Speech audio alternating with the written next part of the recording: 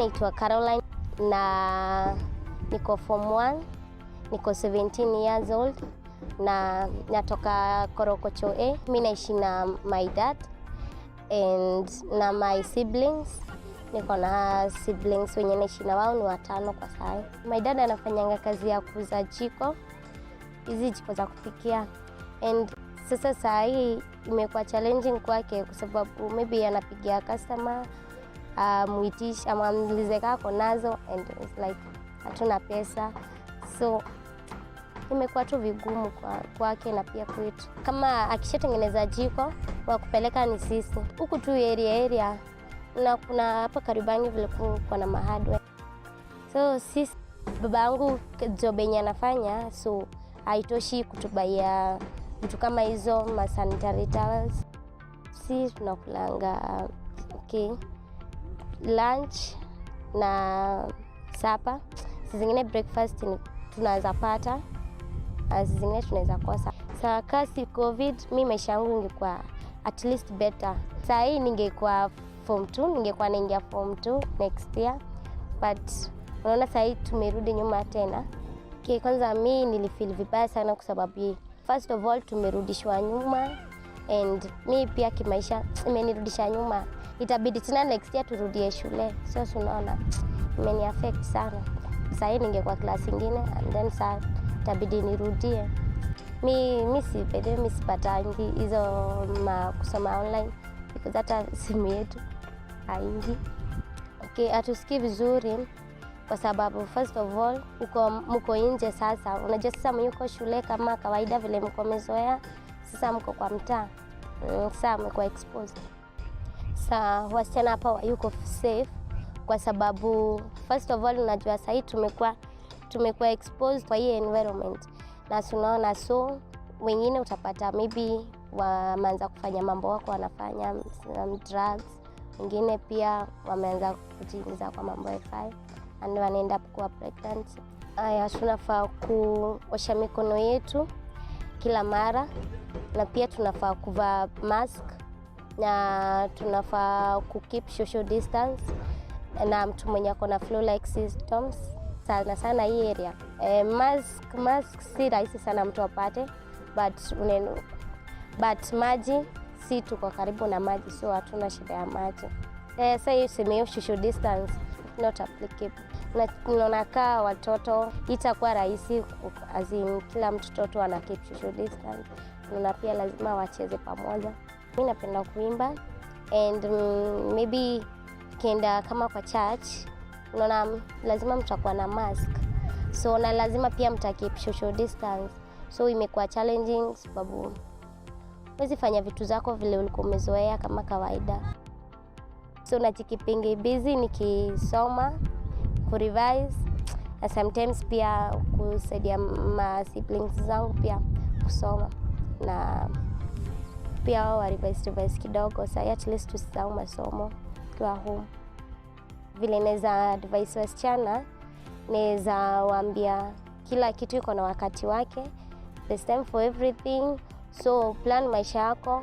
Kama unataka tu kuwa tu mtu tu ako hivyo kimaisha, it's your choice. So make a good decision. Mimi naweza ambia government itwe counselors wengi sana wa kuguide watoto. Tumesikia cases mingi sana za wasichana, za vijana pia. So at least tunajua say kama teens wakikuwa guided itakuwa better kwa sababu at least mtu anaweza change maisha yake na ways zake akawa into a better person.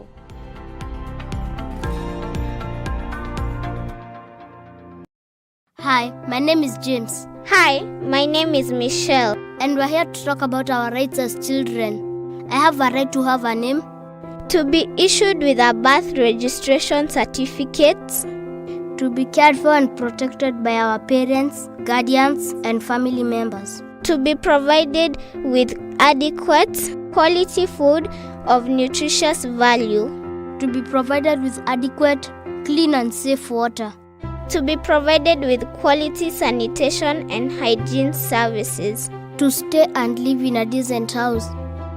To be provided with quality health care and to be taken to the hospital when I fall sick. To be enrolled in school.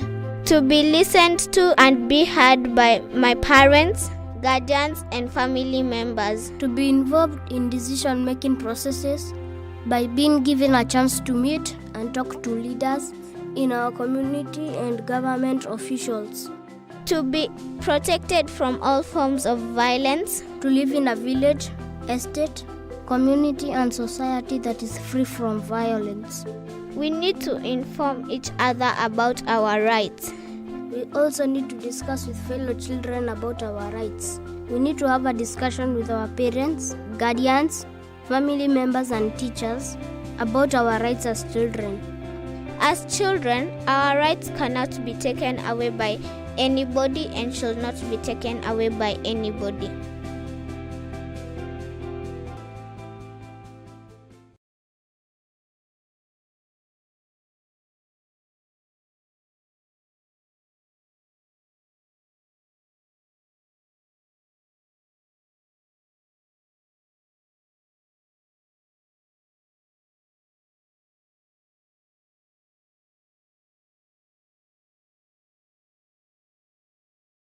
Hi, My name is Michelle. and we're here to talk about our rights as children. I have a right to have a name, To be issued with a birth registration certificate. to be cared for and protected by our parents, guardians, and family members. To be provided with adequate quality of nutritious value. To be provided with adequate, clean, and safe water. To be provided with quality sanitation and hygiene services. To stay and live in a decent house. To be provided with quality health care and Given a chance to meet and talk to leaders in our community and government officials. to be protected from all forms of violence. To live in a village, estate, community, and society that is free from violence. We need to inform each other about our rights. We also need to discuss with fellow children about our rights. We need to have a discussion with our parents, guardians, family members, and teachers about our rights as children. As children, our rights cannot be taken away by anybody and should not be taken away by anybody.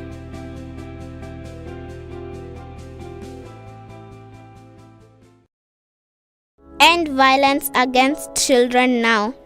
As a child, I have a right to be protected from all forms of violence such as child neglect, child labor,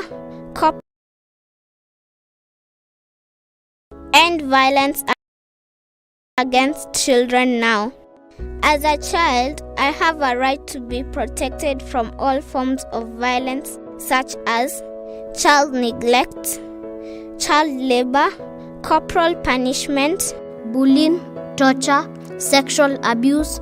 As a child, I also have a right to be protected from all forms of violence such as defilement, online abuse, child marriage, female genital mutilation, Witnessing violence at home, witnessing violence in the community, witnessing violence in school, discrimination because of disability, discrimination of gender, discrimination because of where I live. I will inform my parents, guardians, family members, teachers, our community Leaders, the police or government officials, if someone tries to violate any of my rights. If I become a victim of any form of violence, I will report to any adult near me. My parents, guardians, family members, I will speak up. I will seek for immediate medical assistance and justice.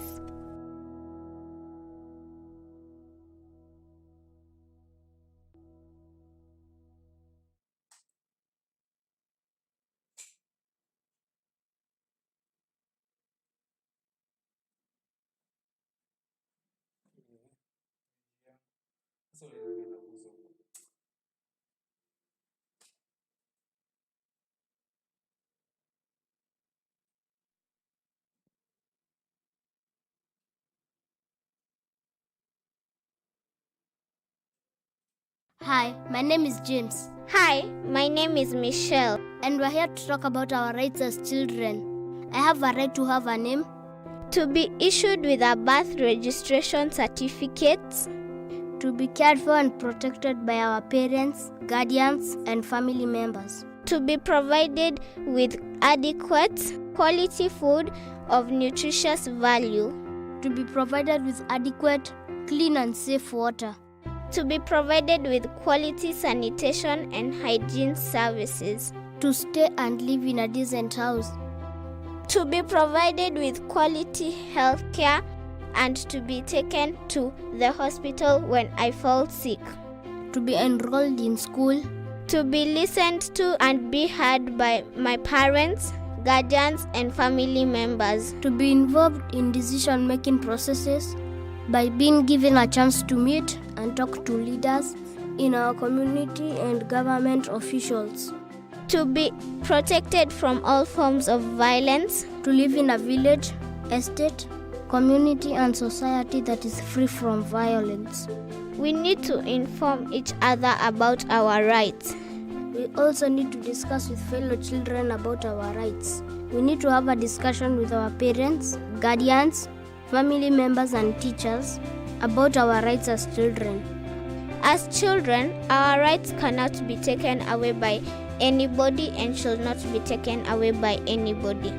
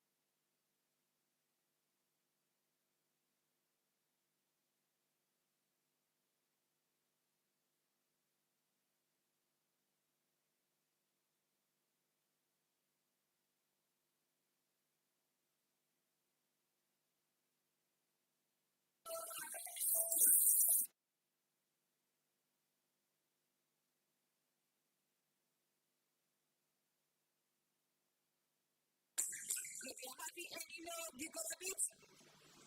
If you're happy and we're gonna beat. I can't see people wiggling. I can't see people wiggling.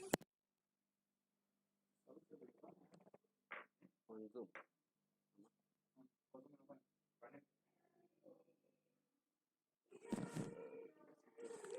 Unaweza nirudishia levels ya hii yangu hadi chini tu kabisa.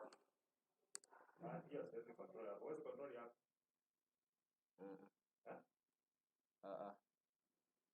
Wacha ongea ni kama ina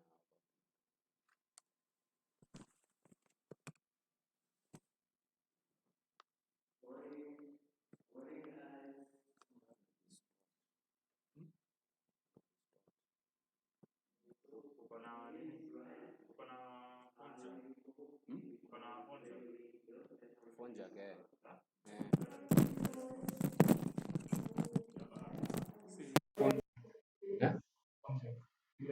Ile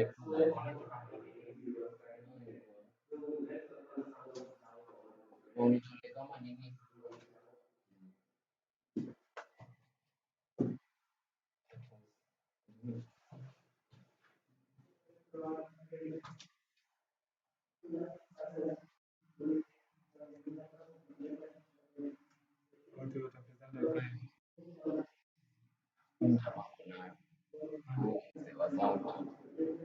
Ni tunaweza fix.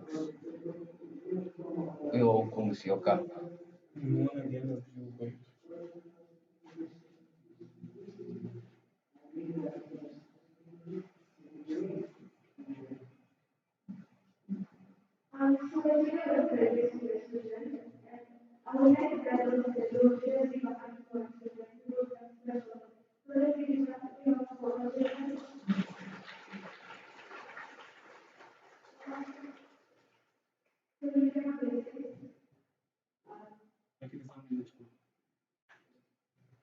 Rejo ni mzuri.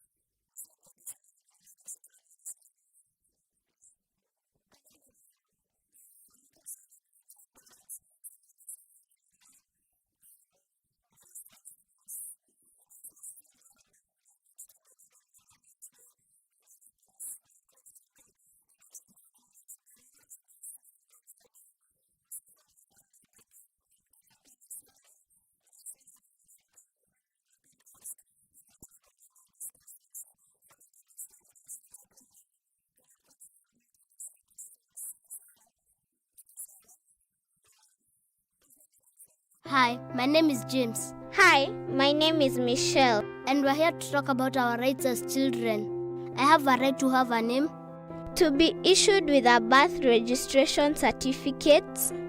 to be cared for and protected by our parents, guardians, and family members, To be provided with adequate, quality food of nutritious value. to be provided with adequate, clean, and safe water, To be provided with quality sanitation and hygiene services. to stay and live in a decent house, To be provided with quality health care and to be taken to the hospital when I fall sick. to be enrolled in school, To be listened to and be heard by my parents, guardians, and family members. to be involved in decision-making processes by being given a chance to meet and talk to leaders in our community and government officials, To be protected from all forms of violence. to live in a village, estate, community, and society that is free from violence. We need to inform each other about our rights. We also need to discuss with fellow children about our rights. We need to have a discussion with our parents, guardians, family members, and teachers about our rights as children. As children, our rights cannot be taken away by anybody and should not be taken away by anybody. End violence against children now. As a child, I have a right to be protected from all forms of violence such as child neglect, child labor, corporal punishment. Bullying, torture, sexual abuse. As a child, I also have a right to be protected from all forms of violence such as defilement, online abuse, child marriage, female genital mutilation, Witnessing violence at home, witnessing violence in the community, witnessing violence in school, discrimination because of disability, discrimination of gender, discrimination because of where I live.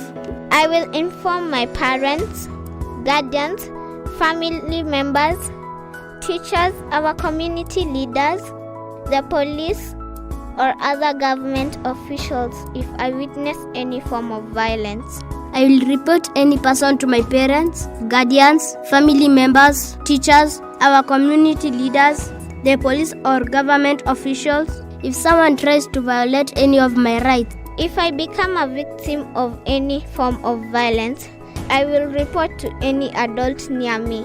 My parents, guardians, family members, teachers, health officials, our community leaders, the police, or other government officials. I will not keep quiet if I suspect or witness any form of violence. I will speak up. I will demand for justice. If I become a victim of any form of violence, I will not keep quiet.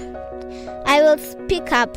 I will seek for immediate medical assistance and justice.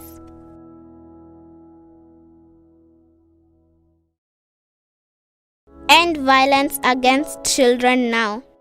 As a child, I have a right to be protected from all forms of violence such as child neglect, child labor, corporal punishment, Bullying, torture, sexual abuse. As a child, I also have a right to be protected from all forms of violence such as defilement, online abuse, child marriage, female genital mutilation, Witnessing violence at home, witnessing violence in the community, witnessing violence in school, discrimination because of disability, discrimination of gender, discrimination because of where I live.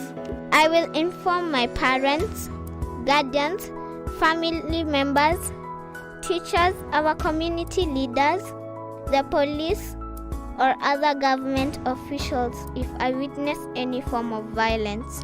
I will report any person to my parents, guardians, family members, teachers, our community leaders, the police or government officials if someone tries to violate any of my rights. If I become a victim of any form of violence, I will report to any adult near me. My parents, guardians, family members, teachers, health officials, our community leaders, the police, or other government officials. I will not keep quiet if I suspect or witness any form of violence. I will speak up. I will demand for justice. If I become a victim of any form of violence, I will not keep quiet. I will speak up. I will seek for immediate medical assistance and justice.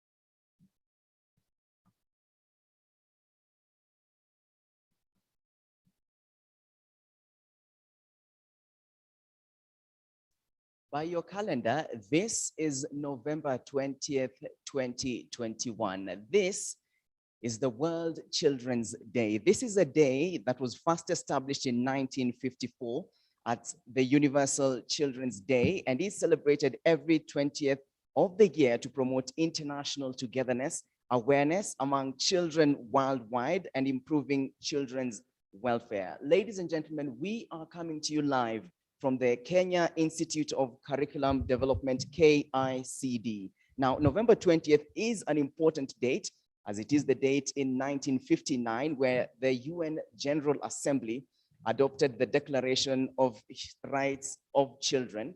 Among them and many others, to be listed, to be taken to hospital when you fall sick, to be protected from all forms of violence. A child is entitled to a name and nationality when they are born, and what have you. Since 1990, World Children's Day also marked and has an anniversary of the date by the UN General Assembly adopted both the Declaration and the Convention of Children's Rights. Now, mothers, fathers, teachers, professionals, media personalities, and everyone at large, we are entitled with the task of coming together and protecting our children. Ladies and gentlemen, this is the World Children's Day 2021. A round of applause, please.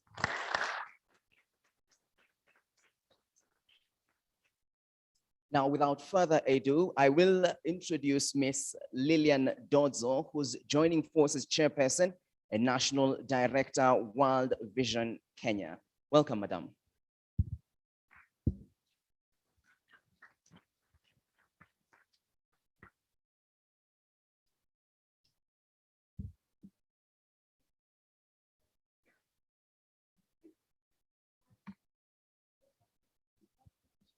Are with us today. Good morning to all of you. This is a special day for you, and we celebrate and honor you today. Thank you so much for making time to be with us this morning. We really appreciate you, and we are looking forward to an exciting engagement with all of you. Chief guest, Honorable Lina JB Kilimo, the CAS for Ministry of Public Service, Gender, Senior Citizens Affairs, as well as special programs. CPA Dr. Margaret Nyakango, who's joining us online. Dr. Joyce Mwikali Mutinda, the chairperson of the National Gender and Equality Commission. Honorable Lady Justice Teresia Mateka, the chairperson of the Special Task Force on Children Matters, as well as the National Council for Administration of Justice. Ms. Catherine Hedgeman, Deputy Head of Delegation, the delegation of the European Union to the Republic of Kenya. Dr. Isa Kapera, representing Child Fund, Country Director. My colleagues, Country Directors from the Joining Forces member organizations, all children present, including children who are joining us virtually, because I believe we have children that are joining us virtually. Parents and caregivers who are in this room and who are joining us virtually.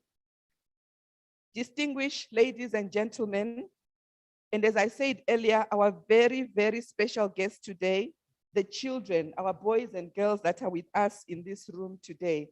Let me start by saying Happy Children's Day. I welcome all of you to this year's commemoration of the World Children's Day, also known as Children's Day. Today being the special day for children, I welcome all adults across Kenya to listen to the views of children, to engage with children who are present here, children that are in our homes, children that are in our communities, and those that are joining us virtually on this call. Children of Kenya, know that we want to listen to you, and we will listen to you every day, not just during events such as this. Listening to children is important because it will contribute to positive relationships in the homes, in the communities, and it's also going to enable children to be more courageous, to speak up so that their issues and concerns are addressed in a timely manner. And I think my distinguished guests here, you could hear today that the children are speaking up with courage and with boldness, and they know what expectations they have out of this event today. So we recognize and appreciate the collaboration that the Joining Forces has had with various government of Kenya ministries, departments and agencies in implementing programs and projects that contribute towards the realization of the rights of all children in Kenya. In the best interest of all of you children, we commit to continue engaging with the government of Kenya, with development partners, the private sector, religious organizations, civil society organizations, as well as other stakeholders in promoting the progressive realization of your rights here in Kenya. As we are gathered here today, we know that the Children's Bill 2021 is being considered in Parliament. So our appeal to the National Assembly and to the Senate on behalf of the children is to listen more to the views and voices of children and to consider those voices and views in the bill. Take those views into account and ensure that the Children's Bill is passed into law as soon as possible. The Children's Bill is important because it's going to enhance the safeguarding and protection of the rights of children in Kenya. And therefore, its enactment into law is of high priority. With financial support from the European Union, the Joining Forces Alliance for Children in Kenya is implementing a child protection project in Kenya, as well as in Uganda, Ethiopia, Mali, and Senegal. We are grateful to the European Union for this support because they really are showing that they have children at their heart. Children are the hidden victims of the effects of COVID-19, facing threats to their well-being and protection as a result of increased risks of violence and abuse. With financial support from the European Union, Joining Forces agencies are working together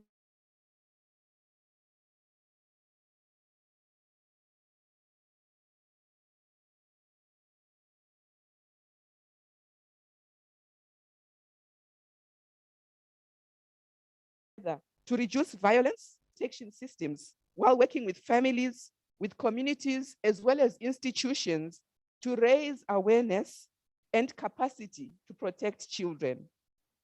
Child participation is also core to the project, including promoting child-led initiatives and campaigns.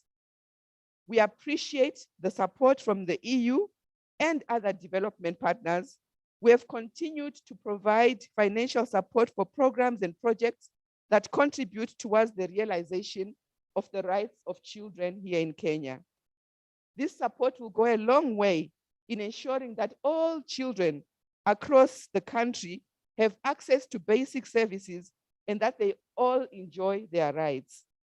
As we celebrate World Children's Day today, we need to remember that in all matters concerning children, they should be consulted. And that is what we are doing today. Every child has a voice. Children that know that all of you has a voice and your voice is powerful. So never feel afraid, never feel intimidated, never feel scared to say what you think, because your voice is important and your voice matters. Your views when engaging at the household level with parents and caregivers is also important.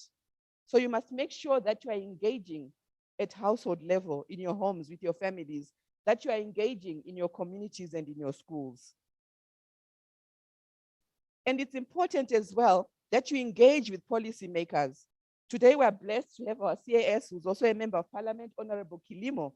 So use the opportunity that she's here today to engage with her, because she is a lawmaker and she will listen to the things that you have to say. So it's important that in policy making, public planning, public budgeting, policy and lawmaking, and all other critical processes where children should be involved, it's important that they are involved and that their voice is considered. To enhance meaningful participation of children in public decision-making processes, the Republic of Kenya needs to develop holistic, integrated child participation guidelines that include specific standards for participation in public planning and budgeting, in policy and lawmaking. Such guidelines should also include a child-friendly feedback mechanism. This is our request to government today on behalf of the children in Kenya, to make sure that there are systems, there are processes, and there are structures that ensure holistic, integrated child participation in budgeting, in policy, in law, as well as in public planning. I therefore wish to take this opportunity once again as I conclude to wish all children in Kenya and all over the world a happy World Children's Day. I thank you once again, and I welcome you all to this event. Thank you.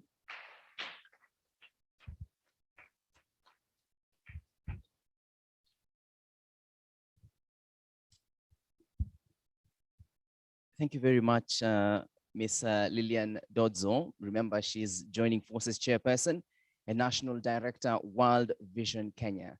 Now, ladies and gentlemen, and kids at large, today is not my day. I'm gonna let other kids now take over because I also need to learn more about the kids. But one thing that I've taken out of her speech is, guys, never feel scared and engage with policymakers in the positions that you find yourself. She has brought out, I mean, Madam Lady Justice is here for starters, then there's CS, and everyone is here and we are willing to care about you guys. At this point in time, I'm going to bring on board my colleagues for this one. I'll start with the lady, that's Miss Wanjiru and Brian King, and they're from Total News, and they will assist us. I think, Michelle, perhaps you can just do the moderation from your seat as you're seated.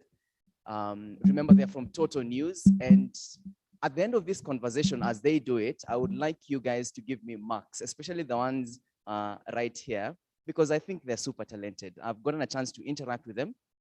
They're super talented, and this is the future. This is where we are going. If you need to talk of a country that is coming up next, this is what you're talking about. Michelle Wanjiru and Brian King from Total News, take it away. Thank you so much, Brian. We're going to have a panel discussion, and we'll start with Honorable Lady Justice Teresia Matheka, the chairperson of Special Task Force and Children Matters.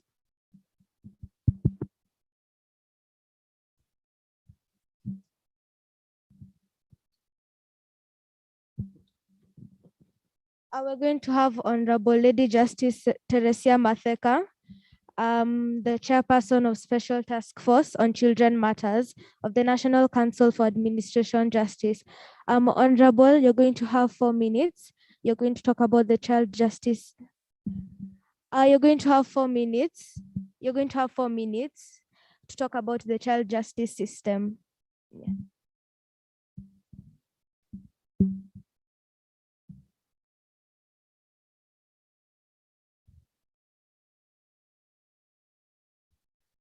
Thank you very much, Wanjiru. Hamjambo? Hamjambo tena? Mmeamka vizuri? Okay. Happy World Children's Day. Just say it again. Happy World Children's Day and feel it. Happy World Children's Day. Thank you. So my chance is to speak about the child justice system, and all of us sitting here actually form part of the child justice system. You know, it starts from home. That's where issues of justice begin from, and move on to the next stage. In case a child has either interacted with the system, they may end up at the police station, they may end up in court. If they find themselves in court, we have children officers. There's someone from the Department of Student Services right behind there.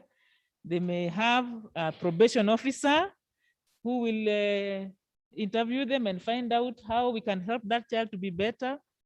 They may end up in a children institution. How many of you know any children institution in the justice system?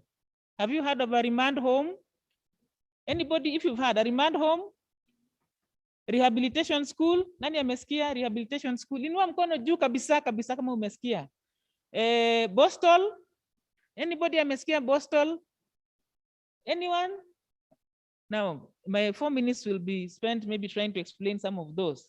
Remand home, if a child is in conflict with the law, inamaanisha ikiwa umevunja sheria, umeshikwa na polisi, and you are taken to court, na hujapatiwa bond, or you cannot raise bond, utajikuta kwa remand home. Hapo ni mahali a child sits and waits for their case to be heard. From there, when we have heard your case, and we think you need rehabilitation, that is to be helped to change. When you are not at home, inside an institution, you might end up in a rehabilitation school.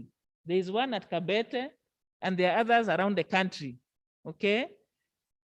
And that is for any child who is between 11 and 15 years, they can be taken to a rehabilitation school. If you are above 15 years, between 15 and 18 years, you can go to a Bostol institution. The Bostol institution fits for older children, and that is where you'll go. But the system is also made up of the other officers I've talked about. Now, let me say, what are we doing to make the system better for children? What are all of us doing? Now, the National Council on Administration of Justice is made up of all the heads of the institutions that run the justice system. That is the Chief Justice. It is chaired by the Chief Justice, Honorable Lady Justice Martha Koome. And then everybody else is represented, the police, the different ministries, the Attorney General, the Department of Student Services, all of us are represented there. It formed, that NCAJ has created a special task force on children matters to see how to make the system better for children. What have we done? We went around the country and saw where the problem is. First, cases were delaying too much in court in November because of that, the fact that that is the month when we signed the UNCRC, that is the Convention on the Rights of the Child. We do that during this month. What do? We come together and listen to cases, give them priority, children cases. The ones that have stayed for long, we give them priority and try to hear them quickly and remove them from the system so that children can leave the system and go home and go back to school, those who are in the institutions. The other thing is we saw that these institutions are not in a very good state and made recommendations for their improvement. And because of visiting there and highlighting the challenges that were there, those institutions I've talked about, there is now improved supervision, improved programs in those institutions. Then children who are in remand homes were not getting education. If you were in a remand home, huendi shule, unakaa hapo kingoja. Okay, if you are in the rehab school, the system was not very good.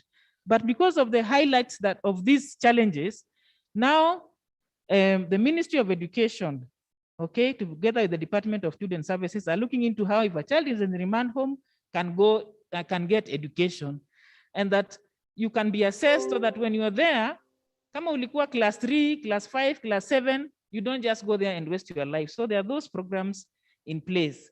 And then we believe no child should enter the justice system in the first place. So there is something called diversion. That means ukipatikana umevunja sheria uko nyumbani, we should find a way of ensuring usiingie kwa system mpaka uingie kwa remand home. Hapana. We try and find how do we solve this problem before you get into the system. Now ukiingia, how do we do that quickly so that you get out? How do we do that? There is the Office of the Director of Public Prosecutions. They are not here today, but they are the ones who now charge you with an offense. Now they look at it and say, hii makosa or this offense, this child should not go through the system. So we sit down and see what is the best way to deal with this child so that they don't enter the system. We find alternative ways of helping this child outside there. They are supported there so that what made them commit the offense is dealt with. Okay, if it's the family, systems of supporting the family and that kind of a situation. And then collaboration among ourselves. One of the things that children find is that the system is not very clear. What is the justice system for a child? Do you know what it is? Can you tell that nikishikwa na polisi nitaenda hapa, nikitoka hapa nitaenda mahali fulani? So the task force, what it has done is try to bring everyone who handles children to be able to know what the other person does, so that when a child comes either at the police station, they know how to deal with the child. Then when the child goes to court, the person who is dealing with the child there knows what the police should have done, and the police also know what should happen, so that this child is able to see the standard of care along the way. So we have that in place, collaboration and referral. Ikiwa umeletwa kotini na tunaona hatuwezi kufanya kesi yako, we can refer you to the next person. Say, for example, a child has a mental problem or a health problem. When we are dealing with their case, can we refer them for treatment? Yes. So we have those within the justice system. And maybe finally, right now we have pushed for the passing of the Children's Bill. You have heard Madam Dozo talk about it.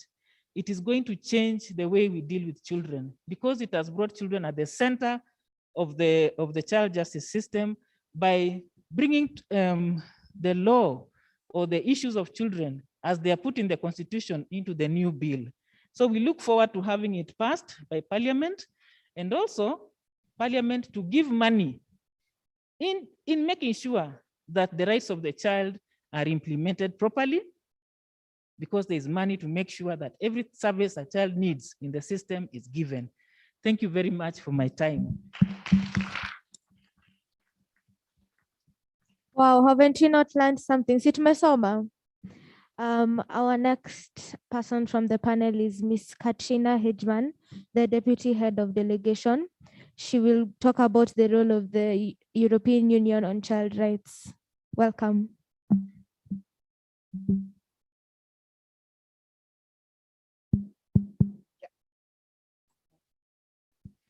Good morning. Dear Kaz, Honorable Lina Jabiaglino, I'm told you're the chief guest. I tend to disagree. I think those are the chief guests. So dear children, welcome, congratulations. Happy Children's Day. I'm really honored to be here today. As you've heard, we are supporting this project and we're supporting today's event. Do you all know what the European Union is? Not so much. All right, we are a collection of states, European states, that think that some of the things can be done better if we do them together. And that's why we come together and decide that these are the things that we think we were going to join forces and we're going to speak with one voice. And therefore we have also representations in countries abroad where we have, next to the ambassadors of the various member states, we also have ambassadors of the European Union. And my ambassador unfortunately couldn't be here today. I'm the deputy, so I'm jumping in and I'm really happy to be here and to be interacting with you today. We've been looking at women's rights, human rights, and children's rights for a long time, and it's really important to us to engage in these issues. And therefore, I'm really happy to be here today, and not just to talk, but really today is also really about you. And therefore, I want to listen to what you have to say. We've been working on various projects here. And this is one of them that specifically focuses on children. We have other projects that you may not think are focusing on children so much. But we have, for example, one of the largest justice programs in sub-Saharan Africa, where we are supporting the various justice actors. And you've just heard that there are various ways that children do interact with the law. And we are very active in making sure that these interactions with the law are as child-friendly and as quick and easy as possible for those who unfortunately in various forms are interacting with the law. We're also looking very much already and looking very much in the future at how we can make sure that children have a future in Kenya. This is a very young society, and more than 50% of Kenya is less than 30 years old. So you are really the future already today, and certainly in the next 10 years. And so a lot of what we're looking at is really how can we improve the lives of the future already today.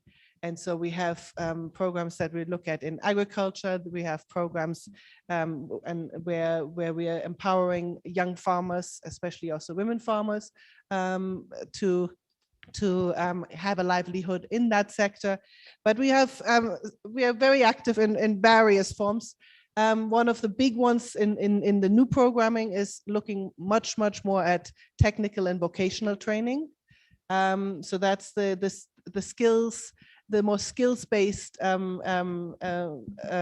jobs that you have, maybe where you not go to university and become a judge and a chief justice, but where you go and out into the and have technical skills to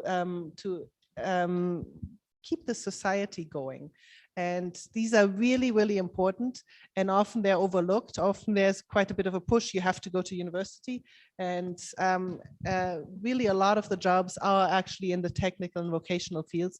And so we're trying to make sure that these are also supported, that these are also seen as honorable and cool places to work in, and working with various actors to make that more effective, not just here in Nairobi, but out in the field. Because I think it's important not to forget that Kenya is more than just Nairobi and Mombasa.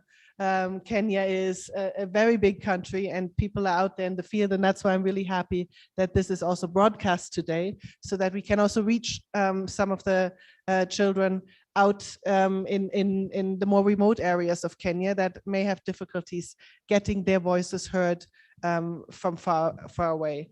So we'll continue to look at how we can work with Kenya on how we can make the future bright for all of you also out listening. And I really would like this not to be something that, and we usually don't say, come into a country and say, this is what you have to do. We want to listen, and we listen to the government. We talk to the non-governmental actors as well.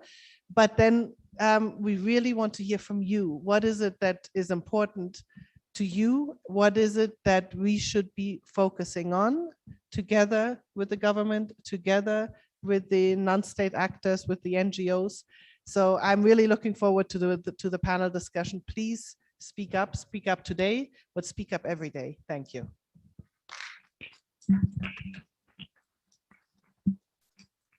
Thank you very much. As I welcome the next panelist, the children, you can write your questions. Kama mko na maswali or comments, you just write them down. You will have an opportunity to ask the questions. So our next panelist is Dr. Margaret Nyakango, the controller of budgets. She will be talking about budgeting and how us as children can be able to participate in the budgeting. So Dr. Margaret.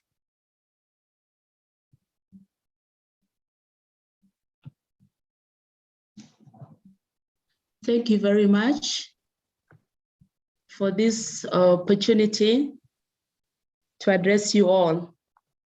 Happy World Children's Day.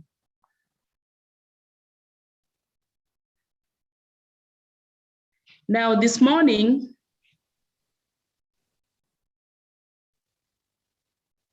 I would like to talk about the subject of budgeting, but not budgeting in that strict sense of the word, because given that the meeting today has an assortment of participants, I would like to make the subject very simple so that all of us can understand what budgeting is all about.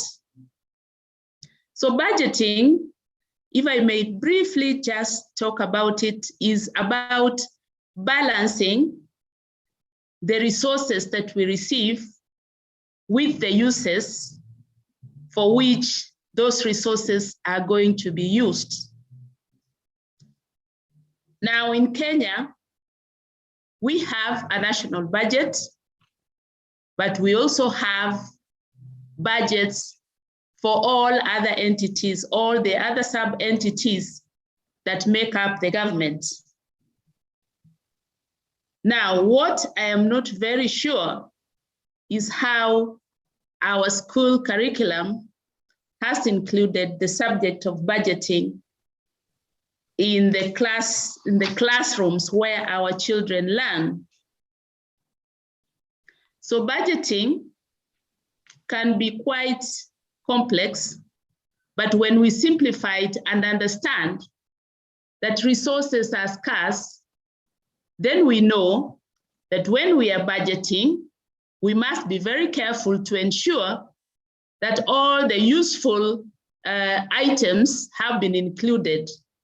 Now, when we talk about the useful items here, we must not just include those things that adults do. We must also include what affects the children. Some of the major challenges that I've come across that affect children include child marriages. I've heard of adolescent pregnancies, dropping out of school. We have heard of neglect and lack of basic needs, as well as depression and mental health challenges. In the recent past, we have suffered from the COVID-19 pandemic, which has also affected the resources that are available to be budgeted for. So I'll share my views on two important areas. One would be the status of how this government of ours has complied with the general comment number 19 on public budgeting for the realization of the rights of the child. So when we talk about the rights of the child, we find that state parties are all expected to undertake appropriate legislative, administrative, and other measures which implement the rights as recognized in the UN Convention. So with regard to economic, social, and cultural rights, state parties shall undertake such measures to the maximum extent of their available resources where needed within the framework of international cooperation. Back here in Kenya, in our Constitution, Article 53, children's rights are taken care of, and we talk about how we can include these rights in our budgets. Secondly, we know that Kenya's devolved system of governance has provided opportunities to enhance localized decision-making and resource allocation. The objective here is to ensure that no one is left behind. So in the process of the government complying with taking on the rights of children, we have several institutions. And these are the institutions that look after government funds. We have the National Treasury, we have the Parliament, we have the Commission on Revenue Allocation, we have the Ethics and Anti-Corruption Commission, we then have the Auditor General, and finally in this group is the Control of Budget, which is my office. These institutions, you will observe, although being independent, they are very interdependent in the way they discharge their constitutional mandates, especially as it relates to the budget. All these institutions have a role to play in the budget process, from the budget planning, the budget formulation, budget implementation, and reporting. And I'll outline this very briefly. For instance, during now the budget planning, that is at the very beginning, the National Treasury has the responsibility of ensuring that the proposed and existing budgetary policies and programs are advancing the welfare of all citizens. They need to know that the policies have covered everyone. This is where we see policies on free primary education. We see the universal health program. We see affordable housing and many others that are meant to promote the rights and welfare of all the citizens. Then we have, under Article 118 of the Constitution, public participation in the formulation of budgets. So during the formulation of budgets, everyone is supposed to participate so that their voices are heard in the process of preparing the final budgets. Once the budgets are ready, my office authorizes approval of funds for expenditure on the ground. My office has the responsibility of ensuring that what has been budgeted and approved is what is actually being implemented. My office then conducts regular monitoring and evaluation to assess the progress of the implementation. Subsequently, my office prepares reports on budget implementation to ensure that we are monitoring the progress of the absorption of funds.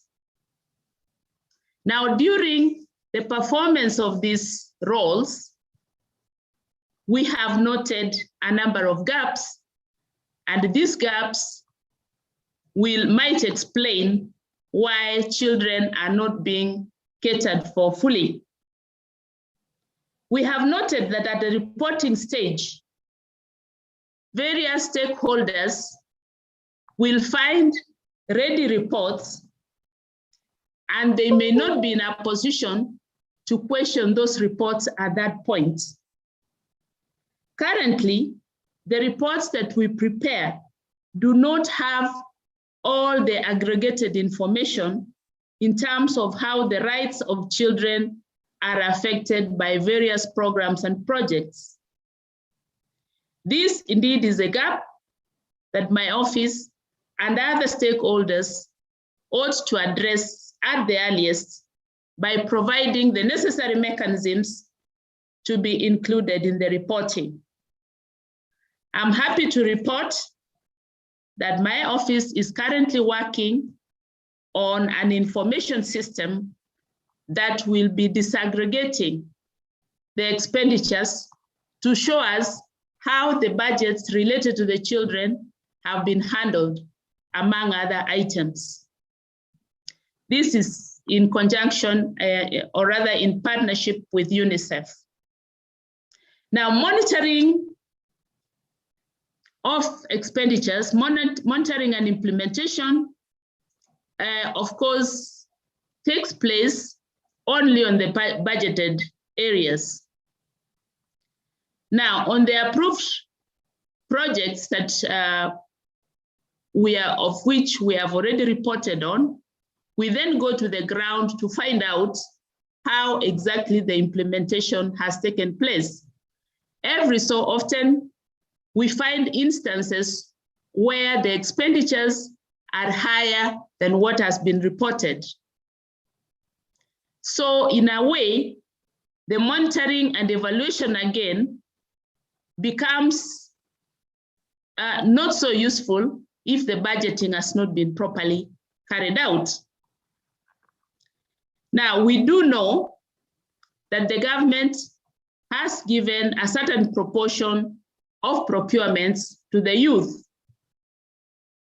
But from where I sit, we know that the youth have been defined as being 18 to 35 years of age. And if we look at the UN Convention, which describes children as being age 0 to 17, then we can see that the children are actually left out of the procurement or out of the procurement bracket. So this is an area that needs to be addressed so that we can see how procurements related to the children can be catered for. Now, during program implementation, the Kenya government has been keen on excluding child labor, and this is an area I may not have enough time to explore, but it is also an area that we look at when we are doing our reporting. So, what can we do going forward in order to improve the situation that we have on our hands?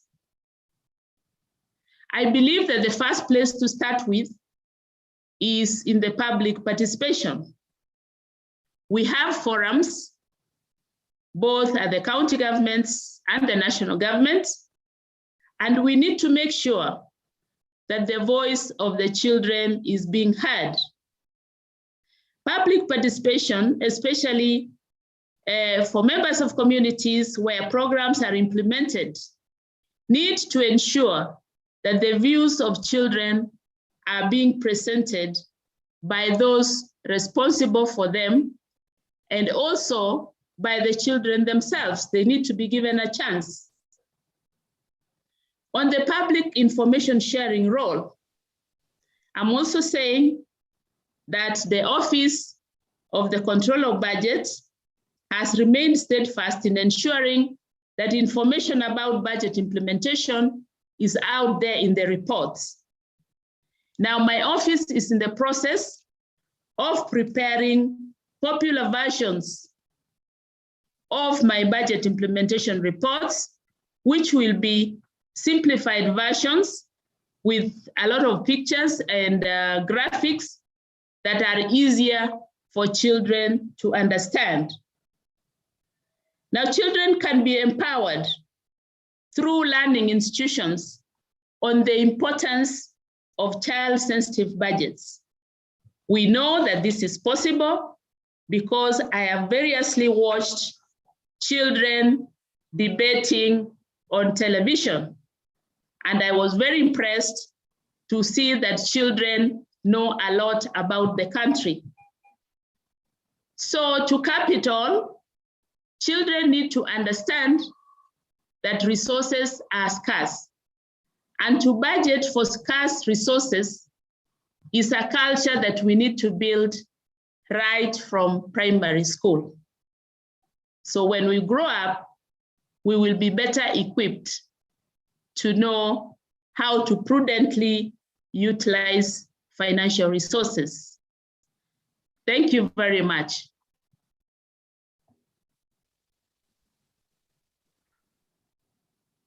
Thank you very much for that great presentation right there.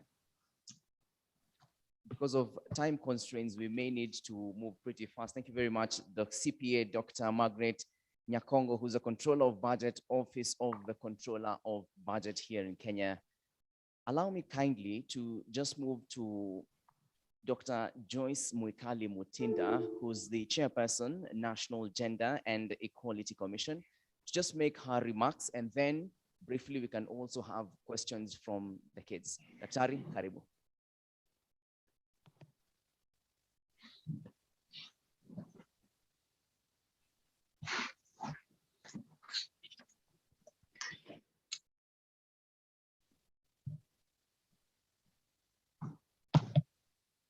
The presence of our ministry that is charged with the responsibility of dealing with children.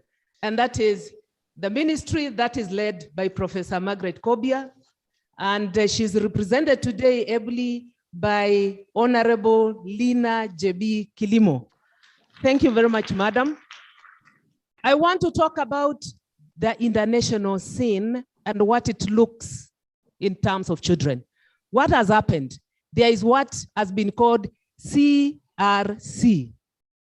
Yeah. Yeah?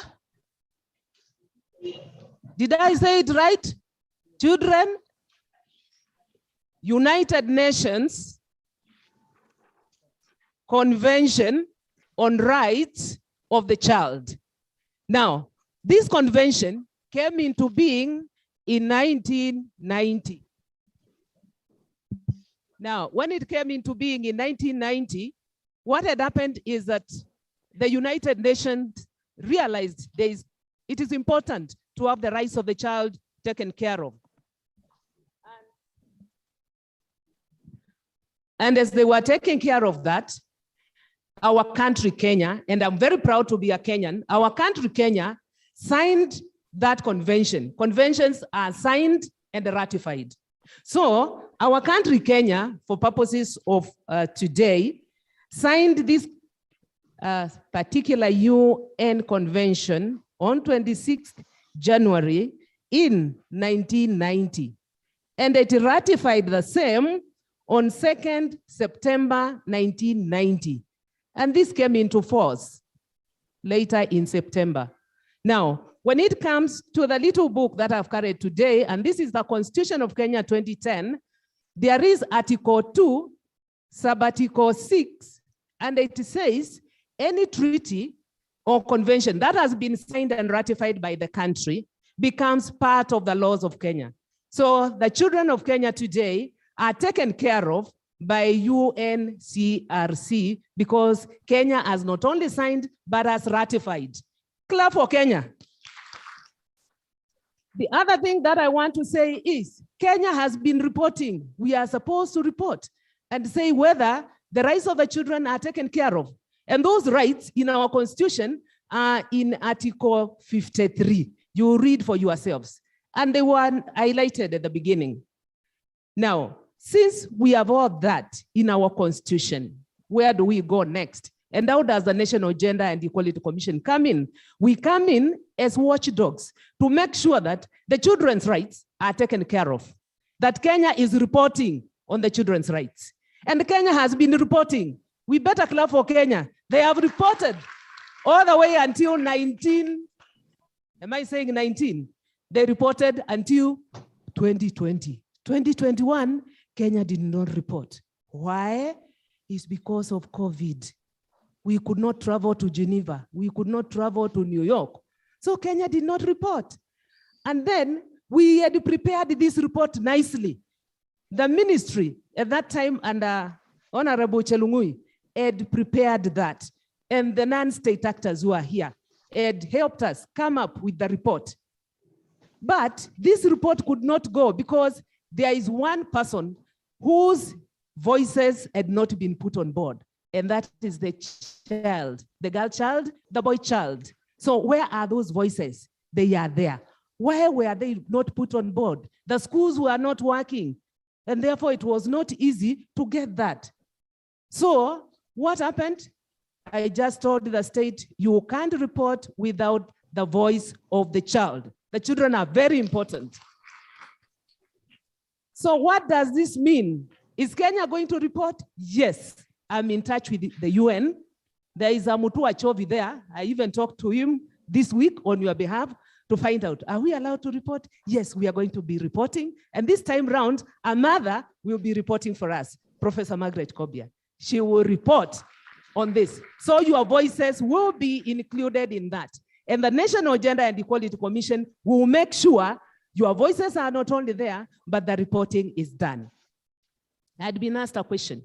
Can we help the children to come up with their, let me call it a shadow report? Yes, we are supposed to facilitate as the National Gender and Equality Commission. I want to tell you, I have 7 special interest groups. The first group is women. Second group, and in that order of merit, is the children. So you are very important and very dear to me.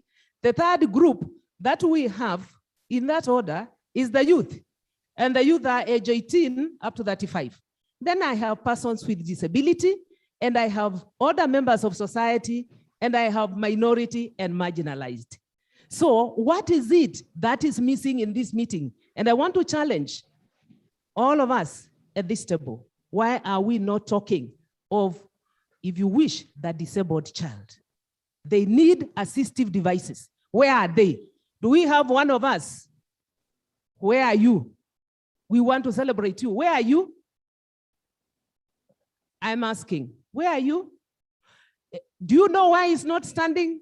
You clap for him, and you should clap like this. You know why he's not standing? In this meeting, there is no sign language interpreter. So next time, I don't want to see a meeting, even if it is where or where, without sign language interpreter. We have to be inclusive. 2, as we talk of these children, please let us remember those who have physical disability, visually impaired, and others. I know time is not on our side, but I want to say Kenya has been reporting, will continue to report. The National Gender and Equality Commission will look at the policies and make sure that the children's policies are there and adhered to. We'll look at the legislation, and we'll need the legislators to have laws that are in tandem with the international conventions, because we police around that area, and we shall check the practice. And when they don't deal with the practice, we shall take them to court on your behalf without you paying anything. God bless you as we celebrate the World Children's Day. Thank you. Thank you very much, Dr. Joyce Mwikali Mutinda, Chairperson, National Gender and Equality Commission. Very interesting there that you took note of the lack of a sign language interpreter. And it can be very, I mean, someone can feel very left out. But thank you very much for that conversation. I will take a question. However, also it is also important to note that on NTV Live, we do have David Agondoa, who is our sign language interpreter on air. I will take a question, perhaps 1 or 2, because we are time barred. Perhaps just take a question from our kids who are our guest of honors for the day. So perhaps one kid just to ask a question. Okay, Michelle, kindly assist me. Thank you. My name is Catherine Akinyi, and this question goes to Miss Catherine. Okay, my question is that why is it important to celebrate World Children's Day, and why are children important to the country?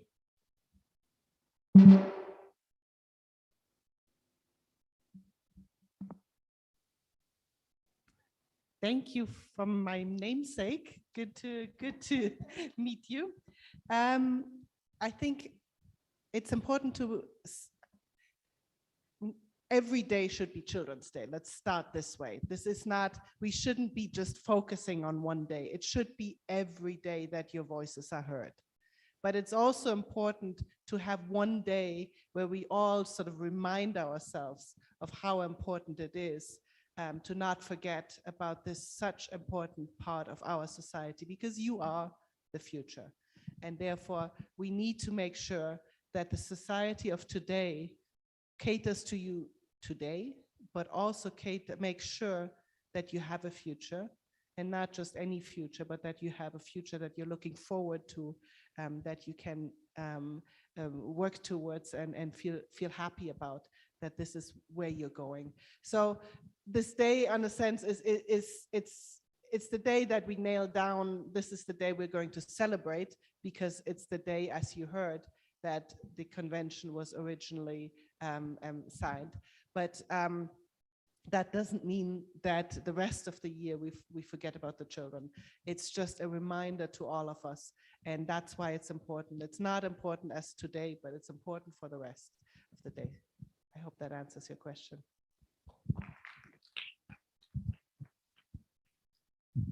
Another question, kindly. Let me just have from that side. Perhaps the gentleman at the extreme right there.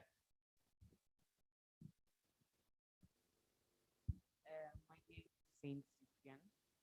I wanted to ask, what measures are being in place to reduce the juvenile crime rate in the country?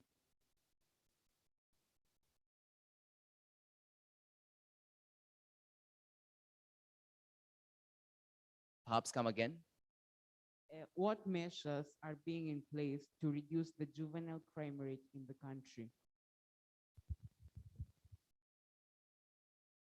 Who is your question directed to? I want to imagine that's a question that Madam Lady Justice would be in a position to answer. Is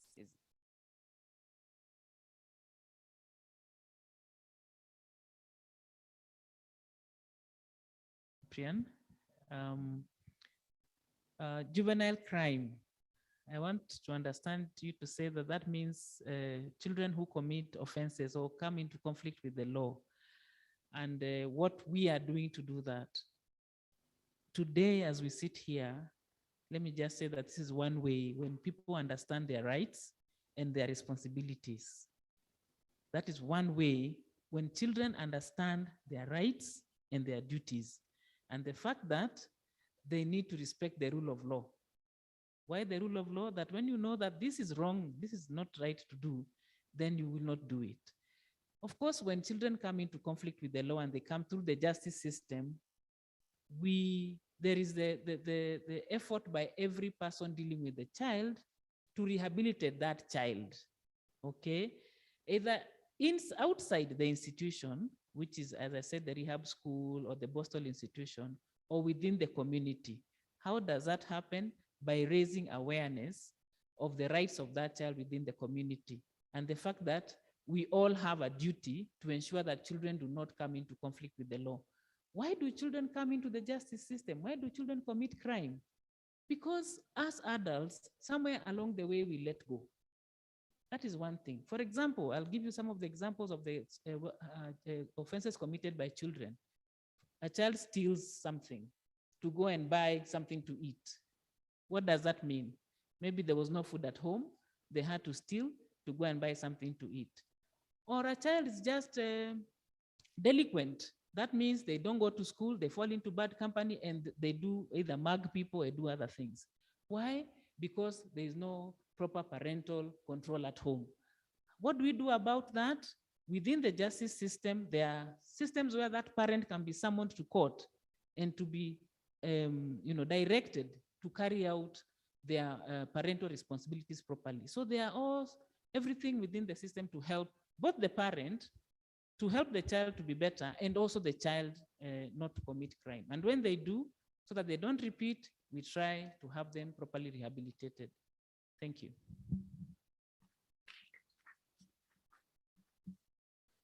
Thank you very much for that brief question and answer session.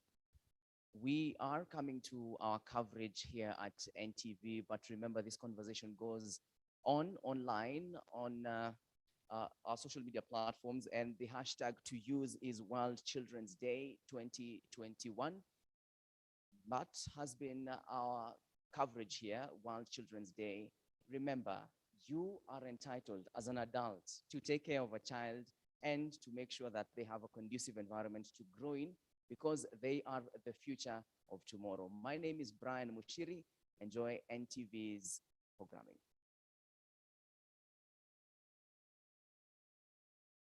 Okay, guys, we are off air on NTV, but any other questions, perhaps we can just continue. We can just continue to take any other questions, but we are off air on NTV, but we are still live on social media, on YouTube. Hi everyone. My question is, Mr. Catherine, what are some of the precautions that are taken to help the children on influence on the matters of committing crime? Because when you see, we have had several crimes being committed, like burning the schools, use of drugs every now and then. Now, what are some of the precautions that are taken to help on dealing with those matters of committing such crimes in schools, at homes, and all over the country? Yeah.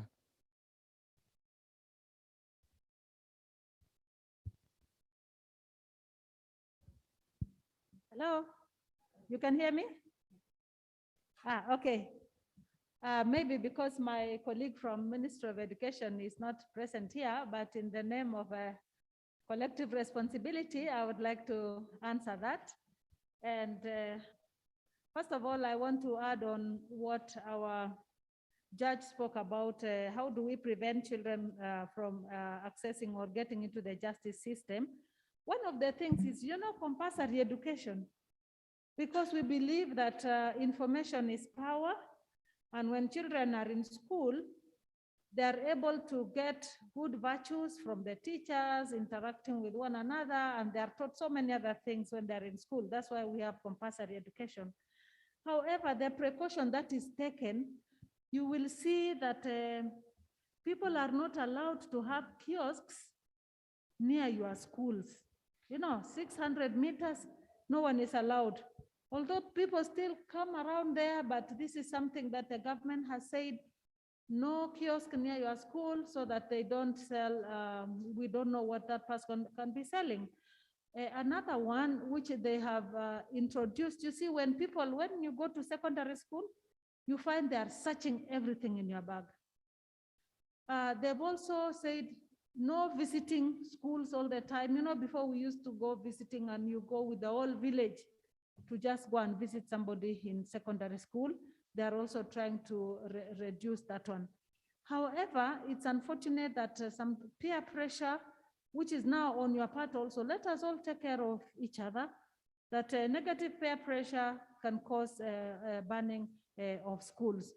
And then on a bigger scale, the government, through the Ministry of Public Service, they are developing a mental health bill, so that we try to see what is wrong, what is happening. Is people suffering some mental problems or something like that? And you are so valuable, because what you do, the activities or the actions that we see from the children is a pointer to what is happening in our society. So when we see some unbecoming behavior in the children, the government,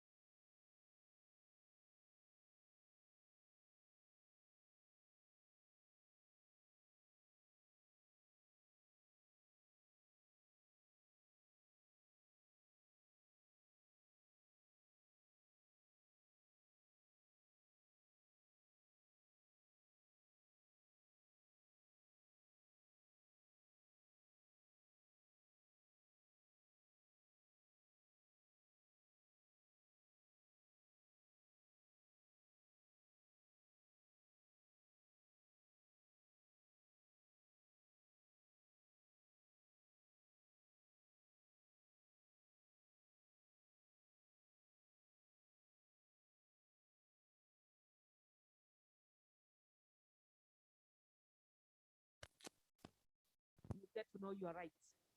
Remember that what was said at the beginning, that little video that you saw? So you are learning. You are going to know your rights. Not only will you know your rights, you will also know how to claim your rights. I saw we were told when you get harassed, you have to tell the teacher, tell a family member, tell a grown-up, and that helps. So this is a learning experience. That is how I would take it. 2, you also will learn how the country protects you. Talking of the country is Kenya. You'll also interact with senior government officials and officials from NGOs and also other children. Thank you.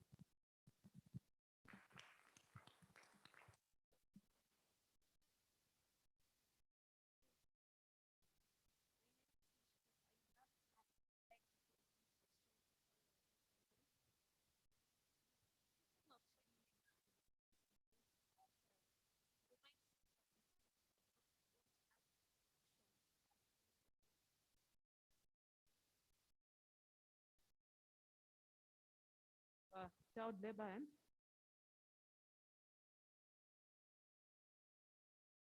I was thinking it's violence against children, but you said amongst yourself. Let me put myself in the school situation. There are school rules and the regulations. Over and above the education, the Basic Education Act of 2013. It says how you should conduct yourself in school. So what are we doing about it?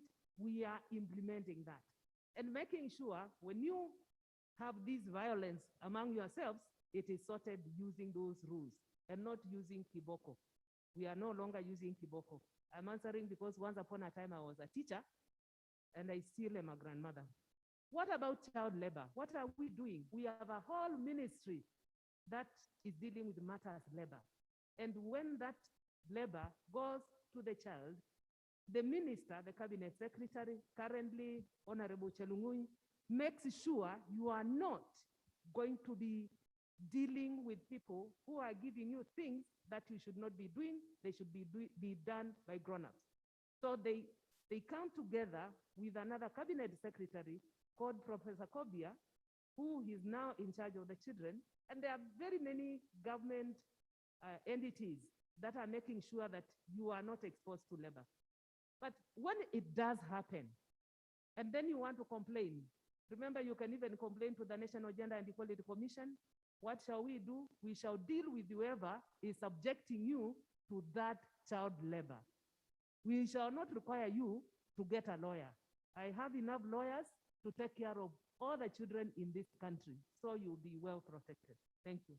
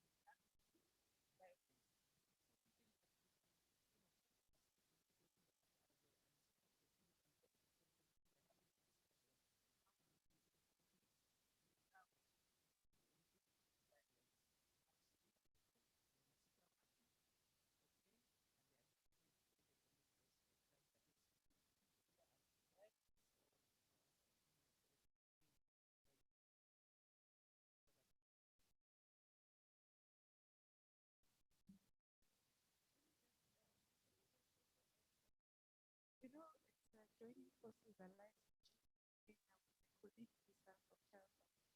We also work with the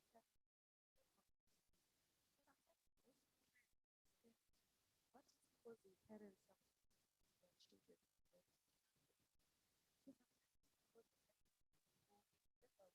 COVID-19, you heard that a lot of adults lost their jobs, for instance. So they may feel that because a child is out of school, they may feel that a child should also to the family. So we actually those families to understand why their children do this difficult work that is child labor. And then we work with them through our programs to support them to have access to money, to resources. It could be helping them to build a small business so that they can have money, and that way they have enough to then keep their children in school and not necessarily expose them to things like child labor. So sometimes you may see that the challenge is poverty in the family or other things. So we seek to understand what is causing that so that we can help the family to deal with it even before it becomes an issue in the justice system. So that poverty is also important to address in families, to make sure that families have access to money, they are able to earn an income, to make sure that children stay in school and children don't have work to support. Thank you very much. Thank you very much. A round of applause, a round of applause. Sorry, my name is Omar Hamed. I'm in for Brian King. I don't know he's up for a bit. But this is a day for children. Can I see children happy, please? Can I see, children, let's do this. Let's do this. Let's do this. Let's clap for ourselves. Let's clap for ourselves. This is our day. This is our day. We need to be happy. This World Children's Day. We are being acknowledged. This is an event for you. Can I see you guys happy? Let me see you clap again. A round of applause for you. Thank you. Thank you very much. We have a lot of questions, I know. First of all, we have students or children from Kakuma and Bustia who want to ask questions, but I know they're not ready yet. So I'll take, okay, let me ask them. Can you guys hear me? If you're there, you can ask your questions.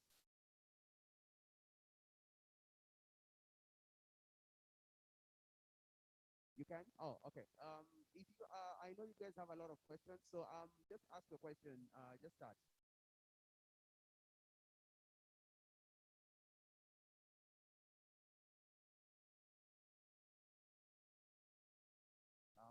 Can you guys hear me? Perhaps they can also put in the chats. Yeah, or you can just, you can draw, in the chat box. You can also ask your questions there, but if you can hear me, you can ask your question just right away. If you can get some few questions from within the room, get ready. So we've given you 2 minutes to get ready. Those who are coordinating children online can get 1 or 2 questions here as the online team gets ready. Connecting them. Okay, let's just get some few questions here as they get ready. Okay, before they ask questions, they also have a question. You know, I'm a child. So I wanted to ask a question in terms of technology. We have the joining forces Africa, we have Child Fund, we have Plan International. I wanted to ask, the generation we are moving in is a generation of technology, right? So what are all these NGOs doing so that children can access this technology? They can, they can benefit from this technology, because as we speak, there are students in schools that they're not even allowed to touch their computers in schools. Or maybe there are students in those far areas where they can't access computers and things like internet, things like social media, and they need to be exposed also. They have a lot to do. That's my question, but let me come back to the public. Let me get 3 questions, 3 boys and 3 girls. Just a minute. I hear there's a question from the online group. We have a question from Esther Kentai. Is saying that in Korogosho area at their home, they are waking at night and there's no security, and girls are defiled and even boys and are sodomized. He wanted to ask that if there could be added more security in the area so that parents parents are threatened by the perpetrators, so they don't say anything. Okay, that's the question. There's another question from Nicholas Okoch. He's saying that he's asking about he's just saying that kindly expound on internet abuse and also constructive use of internet by children. I think that also lies on technology, how children can access that. We also have Kenneth Oma is saying that how do we ensure voices of all children are heard and taken care of by the UN Council? I think that's a question, a really tough question. Thank you very much, Kenneth. We have Teresia is asking, he's still asking about the Korogosho, that my concern is high raise in the use of drug abuse by school-going children, where even others are used to peddle the drugs. Wow, how can this be addressed? This comes straight to you guys. I'm leaving out to you guys because, that's a really terrible matter. Okay, those are the ones from Takuma. There's another question from Catherine. Is saying that the governor of Kenya, Bungoma Children Assembly, is going, the question is going to the governor of Kenya, okay? So he wanted to ask if the children are still going through the same, where does all these problems come to? From our teachers, our parents, the government, or who are those not playing their role so as to ensure that the country does not move? What party is not playing their roles so that the country moves on well with students and children not being defiled and such? Okay. There's another question.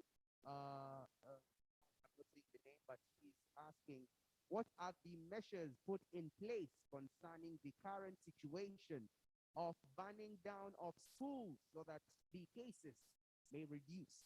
Oh, this is Becky Bahati from Teso North Sub-County. Is asking what are the measures being put in place currently. I think we've answered that many times, but I think they never had. I think you guys have to repeat it again. And also, there's a question from Emmy. He's saying that our technical group, they need to add on the sound. They can't hear us, our technical group. Sorry. So let me move on to the questions right here. I know you guys have already noted down the questions. So I'll need 3 boys and 3 girls. So if I can just do one minute. I think you guys should answer those ones fast because so that you don't get mixed up. Okay. So we can start.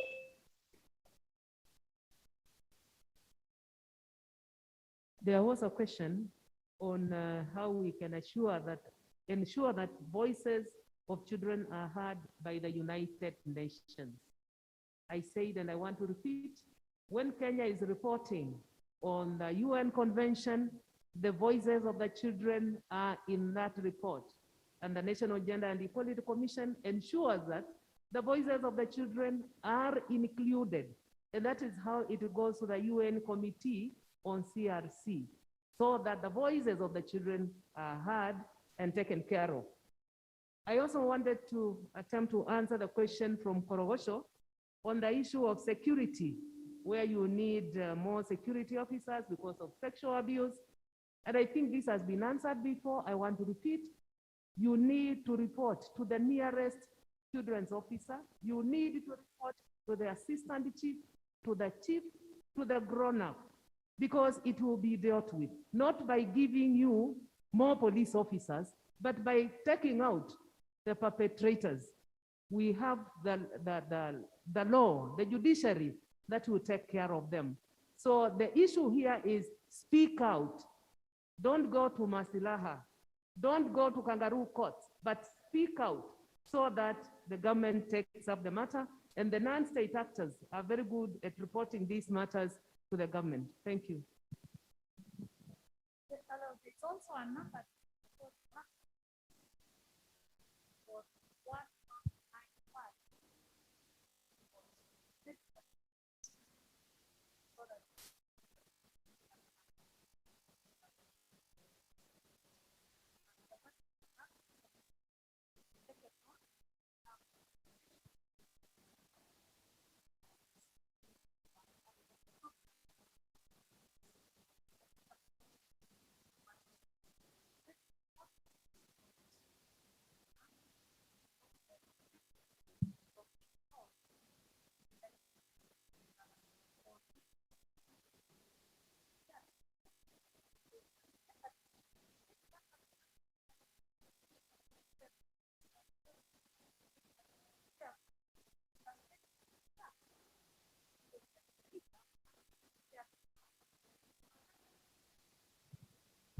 Let me also come in.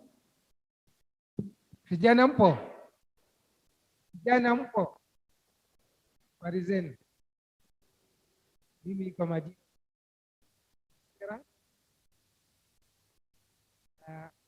kupenda kuzungumzia mambo ya teknolojia ni muhimu na karibu na watoto vijana lazima wawezeshwe kutumia. Nakumbuka yetu ilipoingia kwa ugonjwa wa COVID, wengi wenu isoma kwa mtandao, lakini kuna wale ambao hawana bahati kupata mtandao, hawajui masomo yalikuwa. So kaka yenu pale ameuliza mashirika yasiyokuwa ya serikali yanafanya nini ya mambo. Mtandao ni muhimu, lakini mtandao unakata mara mbili. Unakata kuzuri na unakata kubaya.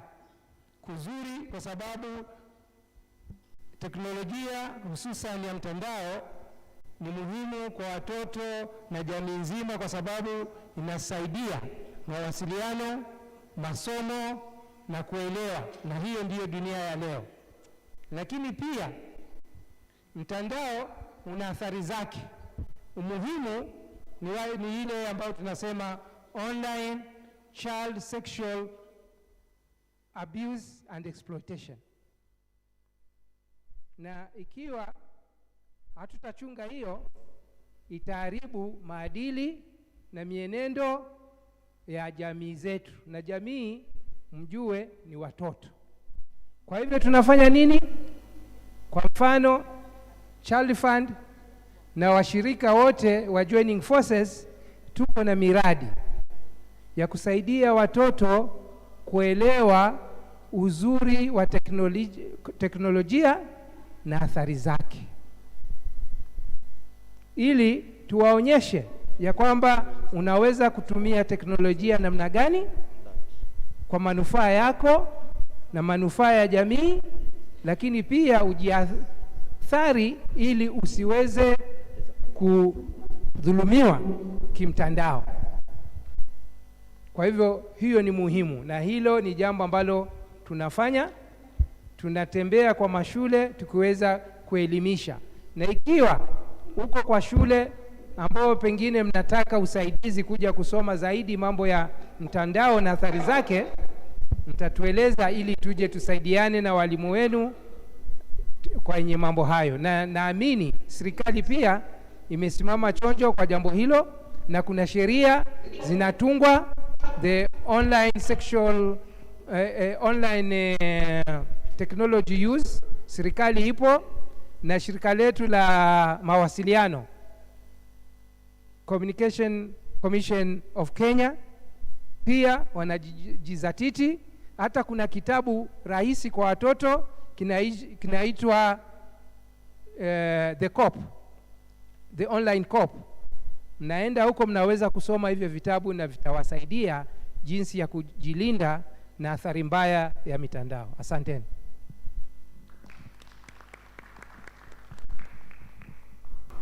Sorry, very quickly, there's one question that wasn't really answered, and that was the technical, what are we doing on the technical front? And I just wanted to quickly highlight that we have in our future programming, we have two real priorities, and I think both of them are super important for you.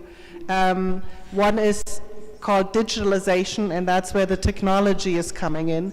You are usually the ones who know much more than we do about technology.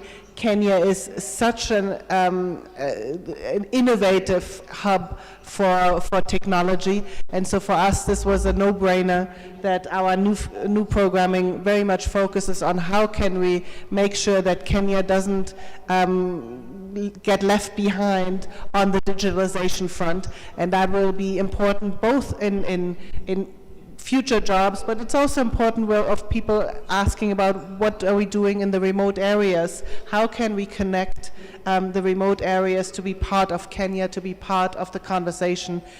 So that's one of our focus areas. The other one, very quickly, is the environment is green. We've just had the COP, and we've had at the COP also children's voices and youth voices heard, including some very vocal Kenyan voices. And this is again an area that will affect you.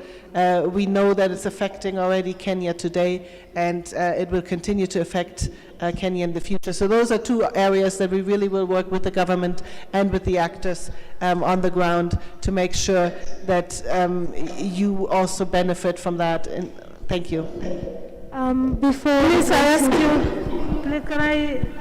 before we go to something else, still on online, I just want to add on what my colleague from Child Fund talked about online child sexual exploitation and abuse. This is a real threat, especially considering that Kenya is one of the countries that is highly connected. Yeah? Everyone has an internet, every connection everywhere. There are phones everywhere. And then COVID came. They told us we study using online, using phones. We studied at home.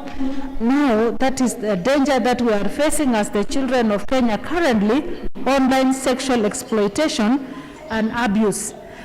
Just to add on, there is a national plan of action. I can speak without that because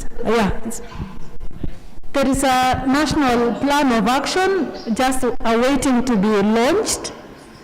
Now, that one will give policy direction on the various institutions in government on how to protect our children from this.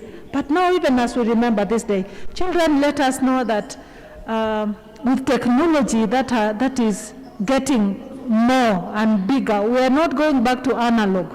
So this is something that we are not going to run away from, but find ways of protecting ourselves.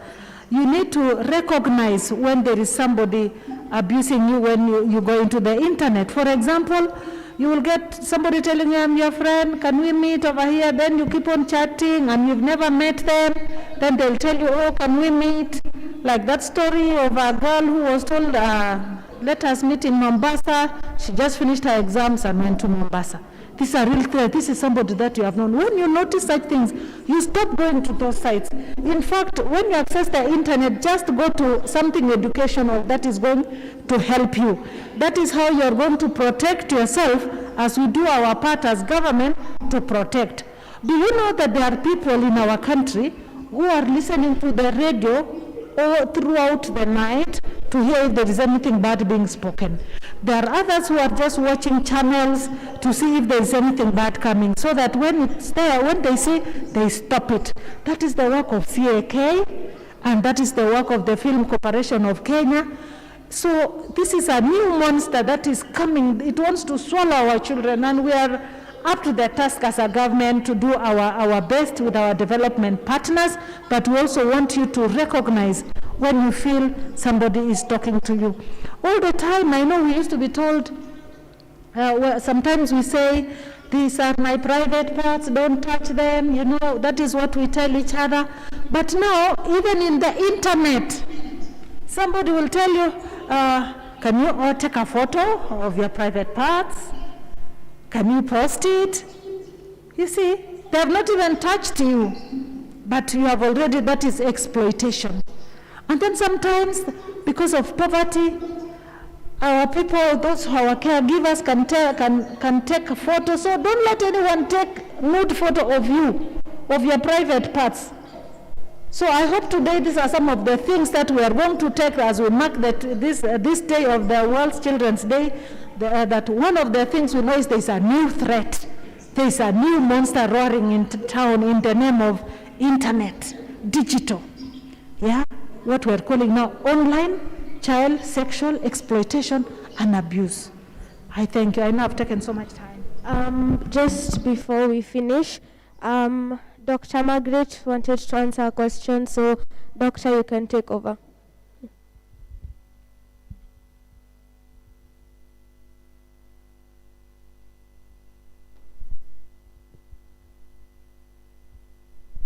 gotten the question?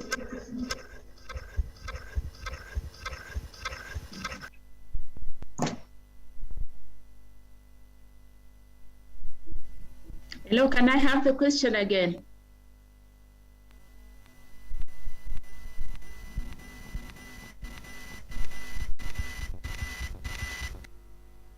I'm not sure.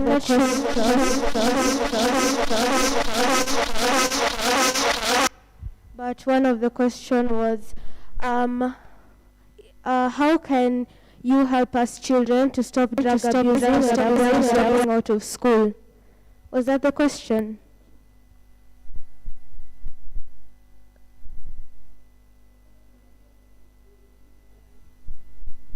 How can you help us children to stop drug abusing and avoid dropping out of school?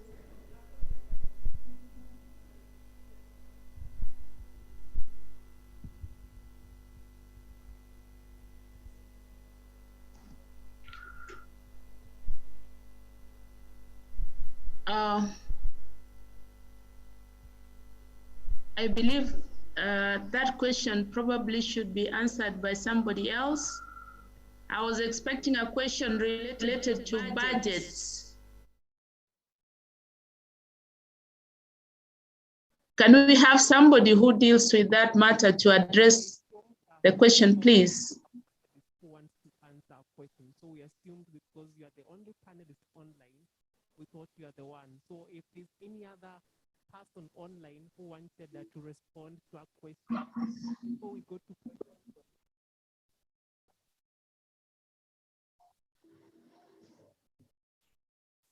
We have a Yes. Mm-hmm.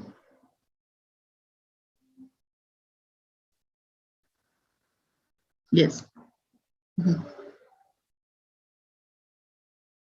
Go ahead. Mm-hmm. Yes.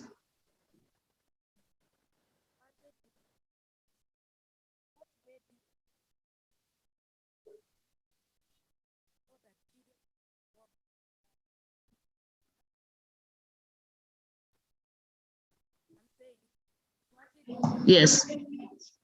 Right.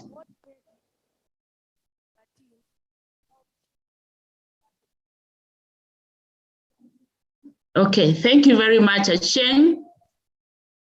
Our constitution provides that everybody needs to be heard. And that's why it has provided for public participation. So when we talk about people and when we talk about citizens, we cannot eliminate children.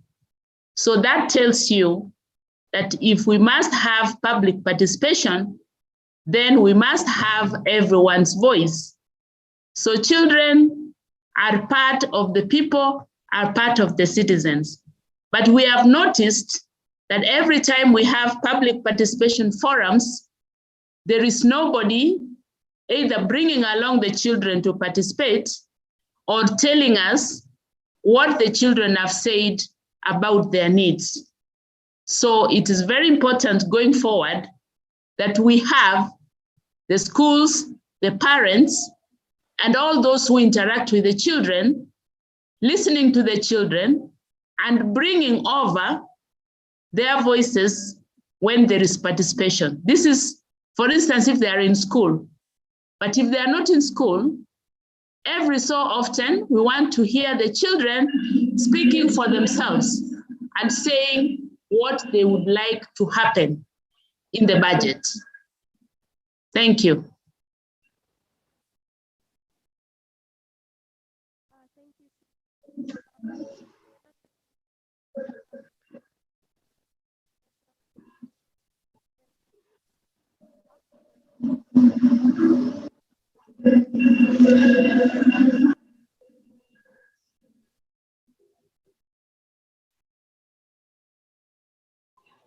Yeah, I'm by the name Gulain Mugisha from Fuji Primary School in Kakuma. I have a question to ask, and One is about the school uniforms here in Kakuma. Many children here in Kakuma, they don't have school uniforms, and that leads them not to go to school. Another one is about drug abuse in school. Most children abuse drugs in school, and we would like the government to help us and how to reduce the drug abuser in the school. Another one is about this: when a student finished class 8, when he or she want to join secondary school, the school fees, he don't have the school fees to join secondary school, and that leads most of them to drop out school, and for female, most of them to engage themselves in early marriage. So we would like the government officer to help us as children here in Kakuma. Thank you.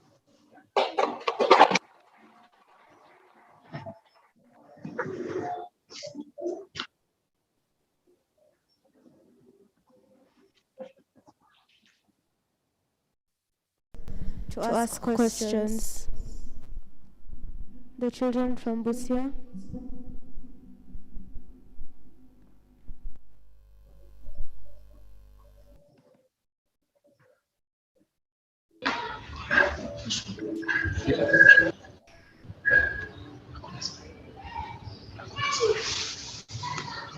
Okay, thank you very much. I'm Anthony Wabwire from Busia, a member of County Children Assembly.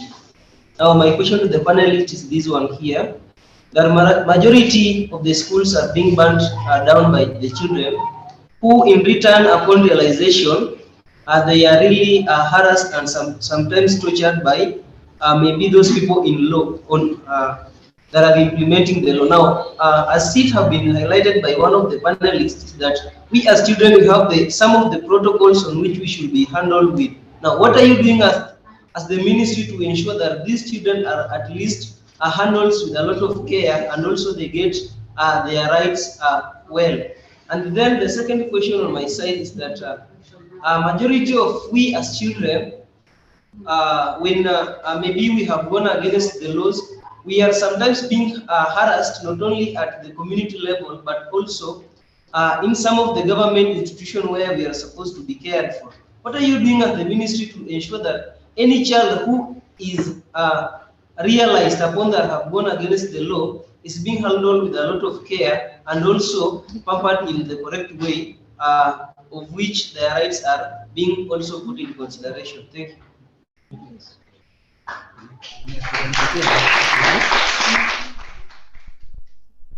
Do we have any other questions from the online platform so that we can finish with our panelists?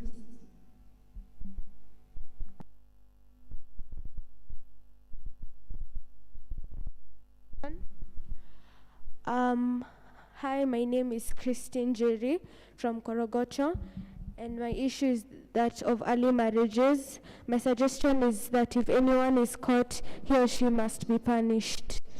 So that is a comment. Do we have any other? Okay, my name is Kevin from Korogocho. How can we help? How can we help who want to go to school and then?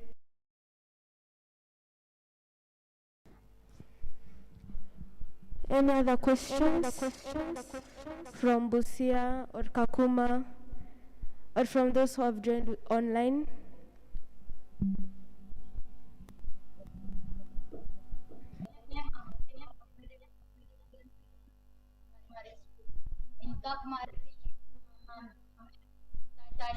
We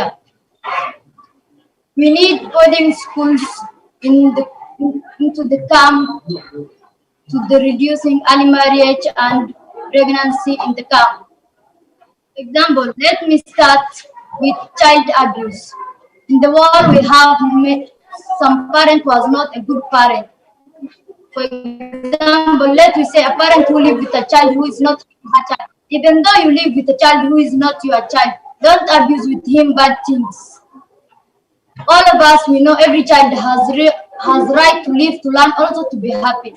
I don't have much to say. Thank you. Have a nice weekend.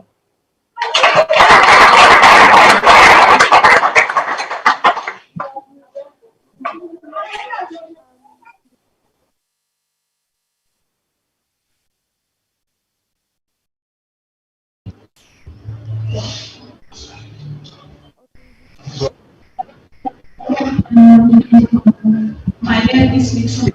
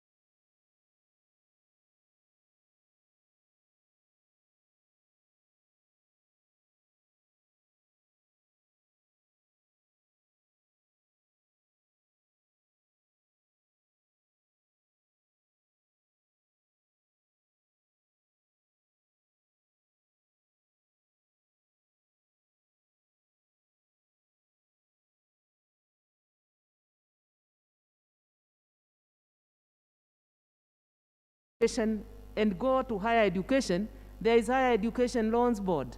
It not only gives loans, but there is also what we may call bursary, government bursary, that helps students. So what there is for you to access this so that you realize your education. When it comes to falling victim of being pregnant, just remember what we said. Age of consent for sex still remains age 18. And therefore, if I were to sing for you today, there is this song that our CIS told us. These are my private parts. These are my private parts. Please don't touch them.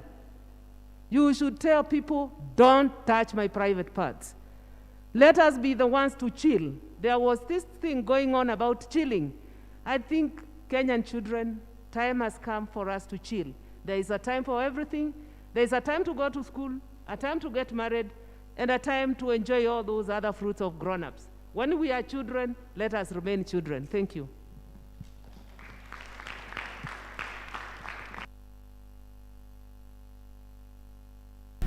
Thank you very much. Dr. Mutinda has actually answered most of the concerns. But there was a question about being mishandled when children are in conflict with the law and they are taken maybe for rehabilitation. Remember, they said the first one to do is diversion to try to finish from there, or rehabilitation. However, the officers at the rehabilitation center, I know we will continually train them. And I know recently that the government employed social workers, and we look forward to having more social workers so that they know how to interact with the people with the view of rehabilitating them back to society. But the best part is still prevention, where we prevent ourselves as children from coming into conflict with the law. About female genital mutilation, maybe these are also things that affect people in Kakuma. and maybe Busia, the place neighboring Busia could be Mount Elgon, where we have the people practicing FGM there, the Sabot community, and many other parts of the country. Just to know, children of Kenya, just to know that your president is in the forefront saying no female genital mutilation to children, and by 2022 he won't stop, because he believes that that is something people decide today and say we are not cutting our girls, then they will not be cut. Why? Because he also knows that after cutting they get married. After female genital mutilation, they get married. And he has put in place also through the ministry and the State Department of Gender programs to end child marriage. Yeah, so when you stop FGM, then there'll be no child marriage. But however, where there is child marriage, when you spot it, you stop it, you report. Let us be our brothers' keepers. And the president is #1 in the world in saying there is something they are calling Generation Equality Forum Coalition against gender-based violence, against violence on all of us, and especially the children. So he's in the globe, and then he's here in Kenya, and he's saying no child should be married before they become adults, whether because of female genital mutilation or because their parents have gone back to have arranged for you marriage. And that is why they said if a child has gotten pregnant, we know that parents can force this child to marry the owner of this child. Our country, our president has said no, and through the Ministry of Education, girls who fall pregnant are supposed to go back to school and finish their education, because there is hope. Our president believes in resurrecting the dead dreams of every child in this country, because he wants you to be dreamers. You are the future of our country. So forced marriage should not be there. Share it out with our teachers. Teenage pregnancy, we've talked about that one, and female genital mutilation too. There is a story about a girl called Salima, and her decision in Sudan is actually being implemented. We have in Africa now something called the Salima Initiative. What is that? It's about being whole. And Salima was helped by her teacher because she looked a bit sad. And the teacher noticed there's something wrong with Salima. What is wrong, Salima? She said, I overheard my parents talk about I'll be subjected to female genital mutilation, and she knows that after that she's getting married. So the teacher, noticing that, asked her, and the teacher told her, no. In fact, he quoted what Dr. Mutinda talked about, the rights of the child from the globe, and then the rights of the child in Africa, and maybe now in Sudan. But now here, we are here in Kenya today. We will pick what Dr. Mutinda said about the United Nations children rights. Then we come about the African rights. Then we are here in Kenya with the Children's Act that is being reviewed now. We have Children's Act 2001. But then when that monster I told you about called online child sexual abuse and exploitation came, there was need now to review with the changing times, to review the Children's Act. That is the law protecting the children of this country. And I know that it will be passed very soon in Parliament to take into consideration. And these are conversations you can have with your peers during break time. Let us discuss about our rights. And in that way, you just never know when a child will tell the father or the mother, my teacher said, or I heard this being done. So you're actually being protected by many, many laws in our country, and the implementation is the honors for each one of us. And this is something that we do very closely with our partners. And our partners are here. You can see European Union, you can see Child Fund there. There is another one, then we have World Vision. In fact, World Vision, when you hear their music of introduction, it says, World Vision in the eyes of a child.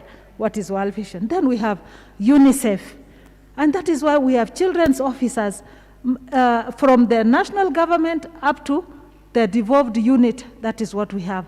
So, you know, the ground is so level for a child in Kenya this time that it is only you to be focused on what you want. Thank you. Oh, yeah, it's here. Tell us. Okay. I wanted to just add something. Today is your day. You know, you're guest of honors, and we just want to pass on information. Information, yes. I wanted to add something small. When you say you want your voice to be heard, it is not just here. It is not just addressing us. I have seen some of you standing up and saying, I am the CEC education in my school. Simko na hiyo. And some of you are representing your fellow students. One of the things that is that confidence and the knowledge that you have is enough for you to rescue your friend. And the girls who are talking about child marriage, forced marriage up there, I want to give you a very small story of how your voice, being able to tell somebody saved a girl in my court. I was a children magistrate. This teacher comes to me and tells me I have a student in standard 8 who's doing very well. But the parents have decided they are removing her from this school to take her to a school somewhere in Northeastern kufanya mtihani huko. Imagine uko registered, ulisema shule gani? Valley View, somewhere. And then mwazazi anakuja anasema hapana, mtoto wangu atafanya class 8 hapa. They will do their class 8 in some school in Northeastern. So the child goes and tells the teacher, my parents are saying they want to transfer me from this school to a school in Northeastern. So the teacher, of course, becomes suspicious. And you know what she did? She came to the children's court in Nakuru and asked, what do we do? These parents want to remove this child from here. And I suspect she was from one of those communities, that they are going to do her FGM and then marry her off. So the teacher said, no, I can't allow it. So she came. And when she came, what did we do? We actually opened a file for that girl and made an order. There's an order called wardship order, where that child now belonged now to the court. And she came not from a simple, in fact, the person who went to pick her from school was her uncle, who was from the military. So the teacher was even scared. But we made an order and said, until this, for the next, I don't know how many days, none of those people should appear at the gate of that school. Because if they appear there, we are going to arrest them. So that meant not the parent, not the uncle, none of the relatives should appear where?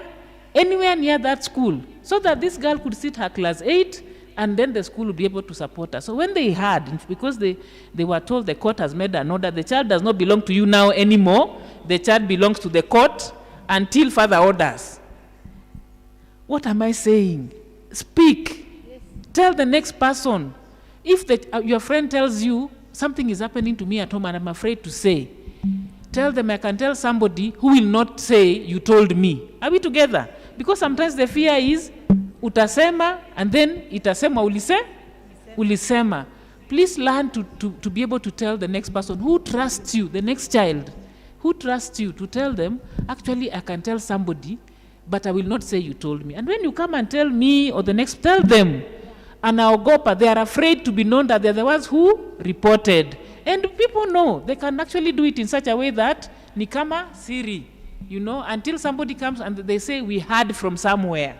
Then we protect you from being known as the one who, then you are not threatened, then you are protected. So please speak, learn to be, those of you who have that, muko na hiyo talent ya kuwa gifted, kuwa confident. Please be also the voices of your fellow children. Thank you very much.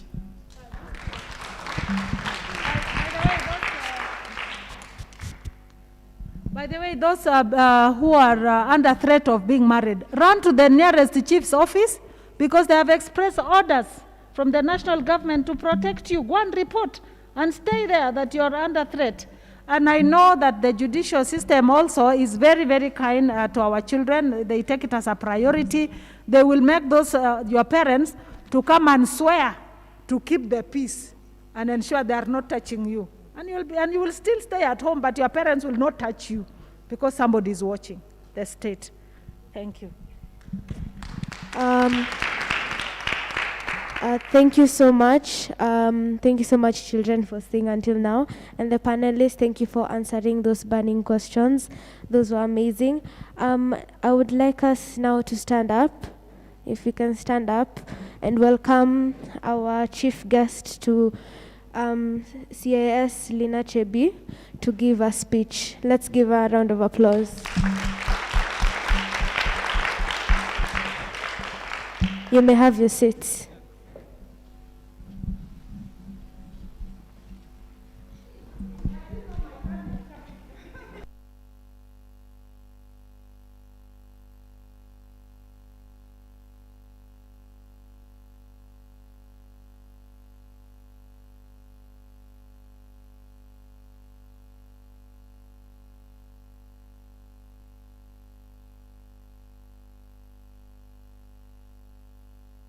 Michael, let me just. Okay. You know why? Because children actually make decisions. I acknowledge all protocols. Because I made a decision when I was in class 4.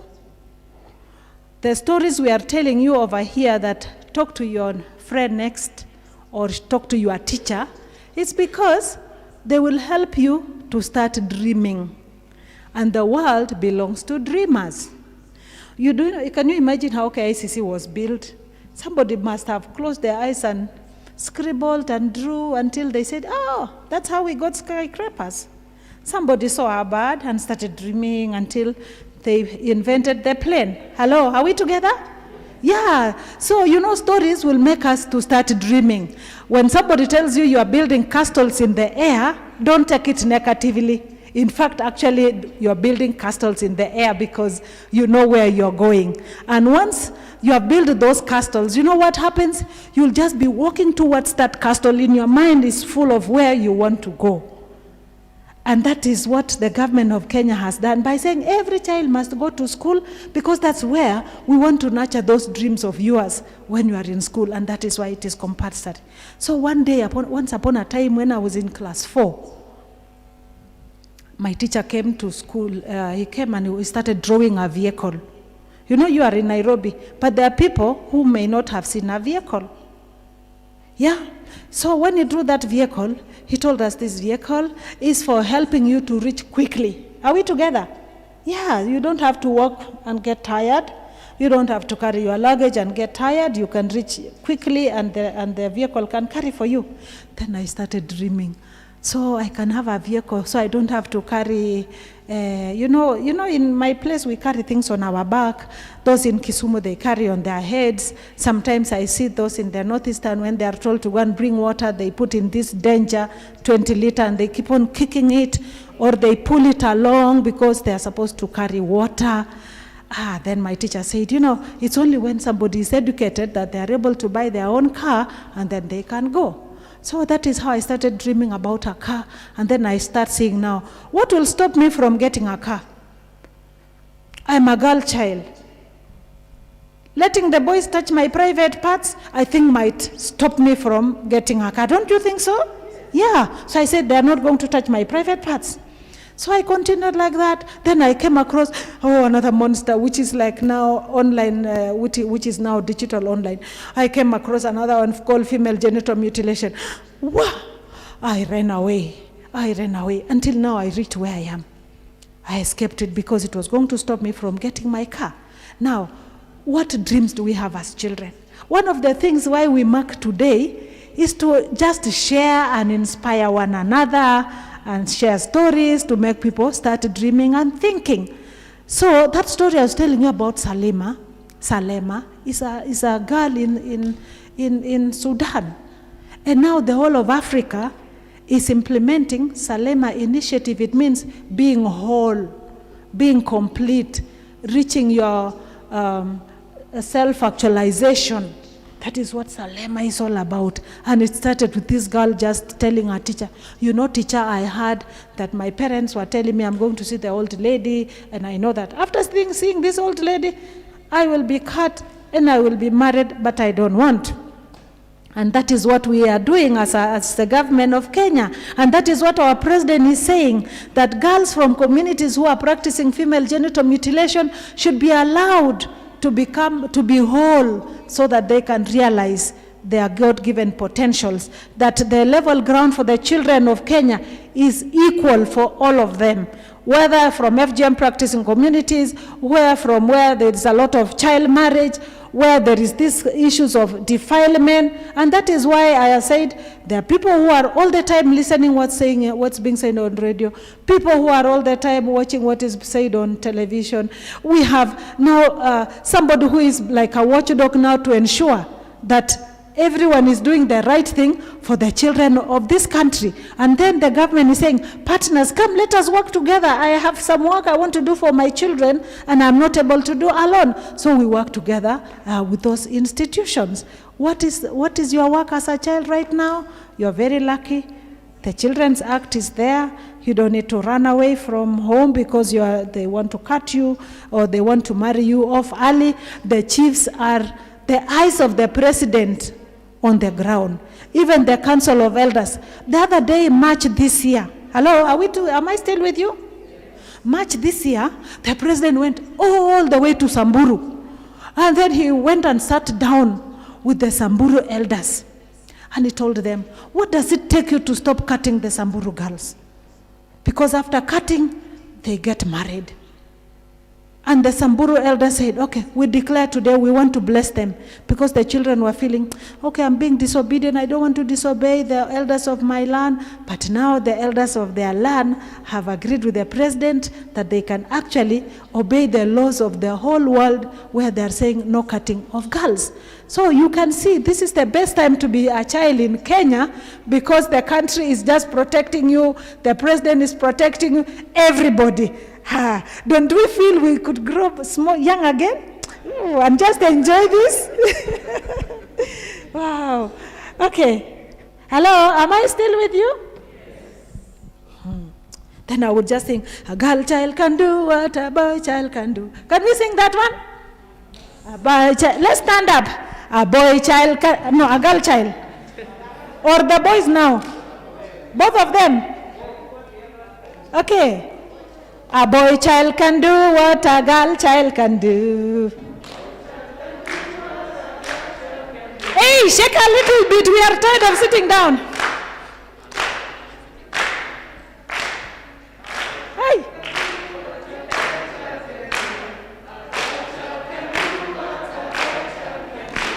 If only she's given the chance. Okay, maybe I didn't teach you. If only she's given the chance. Okay, a girl child can do what a boy child can do, if only she's given the chance. And then a boy child can also do that one. You know what? Because that is what that song made me go to parliament. Long time ago, they used to say only men used to go to parliament. But then, when they gave me the chance, I did it also, because the men had also done it. So the government of Kenya, even as we mark this day, is creating a level playing ground for all the children of Kenya, so that you can exploit your potential. What a boy child can do, a girl child can do, okay? So we also talked about our private parts. Didn't we not say?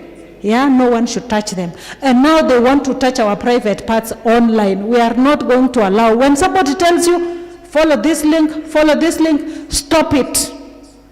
Yeah, if you are accessing to read, and then it's telling you the links, I better just go and report to my parent and say, the teacher gave us some homework, but when I open this site, it is telling me this link. Don't do that, okay? All right, let's sit down now. I'm reading the speech of the Cabinet Secretary.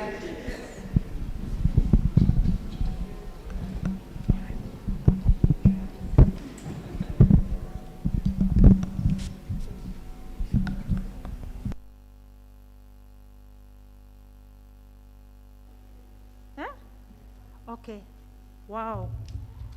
And I'm so tall that if I stand like this, I'll be very tall. So you can remove that one. Okay, our guests of honors, who are the children of Kenya, those online and those who are present here. I stand here on behalf of our Cabinet Secretary, Professor Margaret Kobia. Have you heard the word professor? I always say she must have read until when she reached where no education ahead. That's now she came back to become the minister, because she was still at Kenya Institute of Kenya School of Government, teaching government officers. Wonderful. Can we start dreaming? Who is already dreaming of being a professor? Oh, even the ones in front are still dreaming. Yes, you see? And others are dreaming to become waheshimiwa like me, and others are dreaming to become the presidents of this country. Okay?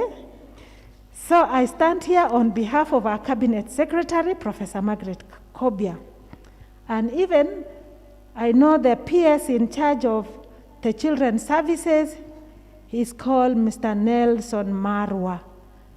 Did you hear that county commissioner alikuwa mkali Mombasa? Yes, you know about him? Hello? Children, are we together?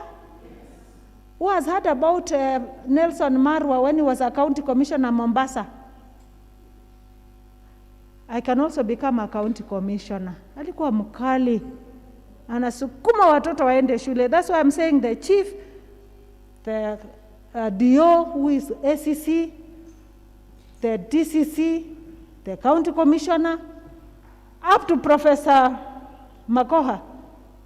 They are supposed to ensure children are in school. Yeah? So he's also the principal secretary in the State Department of Social Protection. So I read the speech. It is an honor to join you today as we mark this year's World Children's Day, also known as the Universal Children's Day, whose theme is investing in our future, means investing in our children. This day celebrates the Declaration of the Rights of the Child, which was adopted by the United Nations in 1958. It raises awareness on children's issues and promotes children's welfare around the world. That declaration highlights children's rights. One of them is to be heard. Yes, we must hear what you're saying. Your right to education, your right to health, your right to life, right to play, to have family life, and protection from violence. And when it comes to this one of family life, there is a policy also in our country now saying children to grow up in homes, yes, and not in CCIs. Yeah, we are saying that, can we get families to take care of their next of kin? Yes, can we get people, foster parents, so that children are not growing in a children's home? So imagine we are still, all this is working to ensure that children have also a family life. So these rights were officially established in 20th November 1959, sorry, as was said earlier. So today is therefore a moment to celebrate the gains we have realized in the protection and the welfare of children. And then we reflect on the gaps and renew our commitments to our children as a nation. Having a forum like this is also a time for us as government to see the gaps, and these gaps we get to know when we speak, and that is why your voices matter. So this year's theme underscores the need to create an environment that allows children to thrive and enjoy their childhood. This can be realized through full implementation of the United Nations Convention on the Rights and Welfare of the Child and other laws protecting children. The government has continued to strengthen families and cushion children from the effects of extreme poverty and other vulnerabilities through the implementation of social protection programs that include cash transfers for orphans and vulnerable children, older persons, persons with severe disabilities, the hunger safety net, and the Presidential Secondary School Bursary Fund. In fact, if you noticed last week, and the week before that there were many people who were lining up somewhere to older persons, lining up to register their names so that they can get cash transfers from government. Did anybody see people line up somewhere? Did you see? Oh, we were in school. You saw, yes? Yeah, so that is one of the things. The government was taking their details so that they are sent resources, money. Other measures adopted to protect children include establishment of the Child Protection Unit at the Directorate of Criminal Investigation, the one we call DCI. At the DCI, ile ya Kinoti, the government has established a child protection unit. Imagine how you're loved. Then there is also something called Counter Trafficking in Persons Act. You know, trafficking of people who steal people's children. So the government of Kenya has also operationalized the Counter Trafficking in Persons Act by having an advisory committee and a trust fund to assist victims of trafficking, who include, unfortunately, mostly children. The government also established Child Prosecutions Unit at the Directorate of Public Prosecution and establishment of the Child Helpline 116, which I told you earlier. That one, you can just call 116, it is free. And if they are afraid that somebody will notice that you dialed, you delete calls, because that's for those who gave those questions from Korogosho. And then our government has also signed the We Protect Global Alliance that seeks to protect children from online abuse and exploitation, among others. And so as a country, we continue to create an enabling legal and policy framework for child rights and welfare, and to strengthen structures for the effective implementation of the rights of children. So when we say legal, it means the law or what is passed in parliament. That is what they are calling legal. And then they say policy framework. Policy framework is something like the road you have to follow or the way things have to be done. Like when we are sitting for an exam, you're told to do this way. So it is like telling us on how to do. So that means our country has brought some laws and has also put policies on how we are supposed to do in protecting youth. That is what they mean by this. So this year's World Children's Day is being celebrated at a time when a proposed new law for children in Kenya, the Children's Bill number 38 of 2021. Yeah, that one of 2001 is being reviewed, and now we shall be calling it the Children's Bill number 38 of 2021. It is now being considered in Parliament.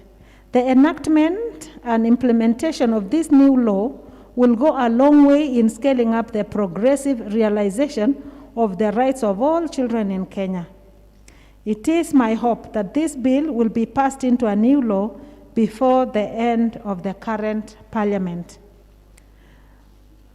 Honorable children, you present a key element of the society, and to ensure that your full participation is implemented, the ministry, through the National Council for Children Services, they call it NCCS, was able to engage 200 children from all 47 counties within this year's Day of the African Child through a child participation webinar.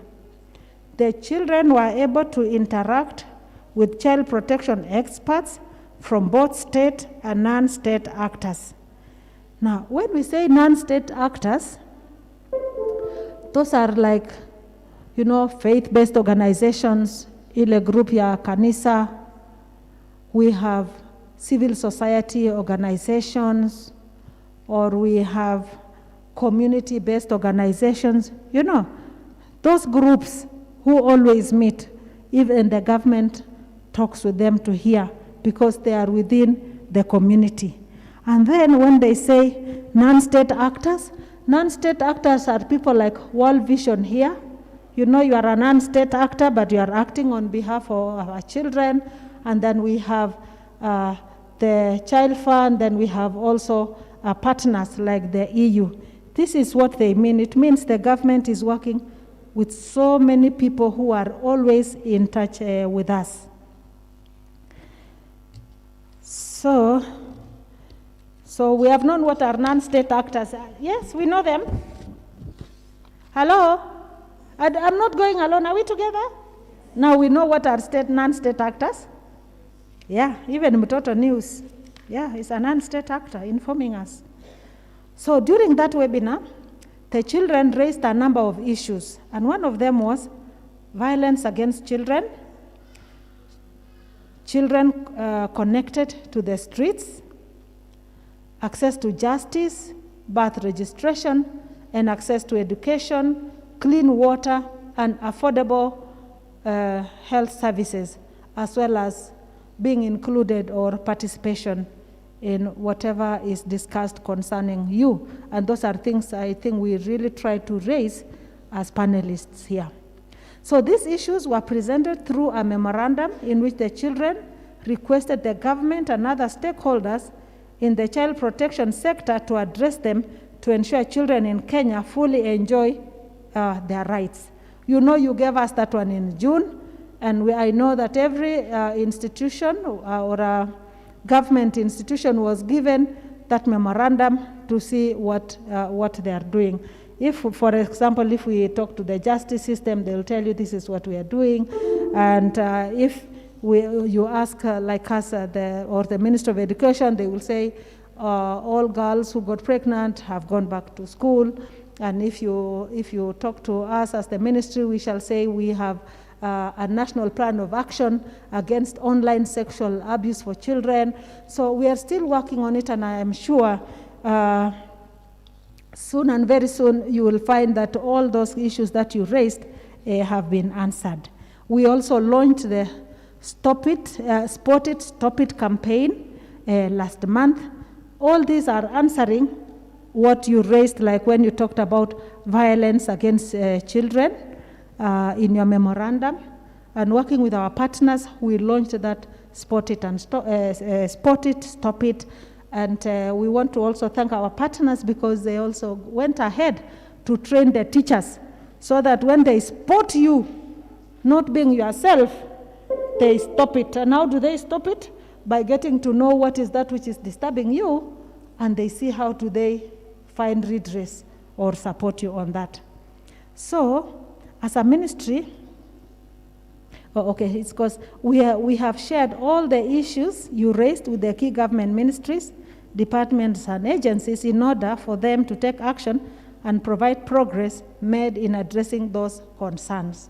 So today is just to let you know that those memorandums reached to the various implementing ministries, and we are working on it.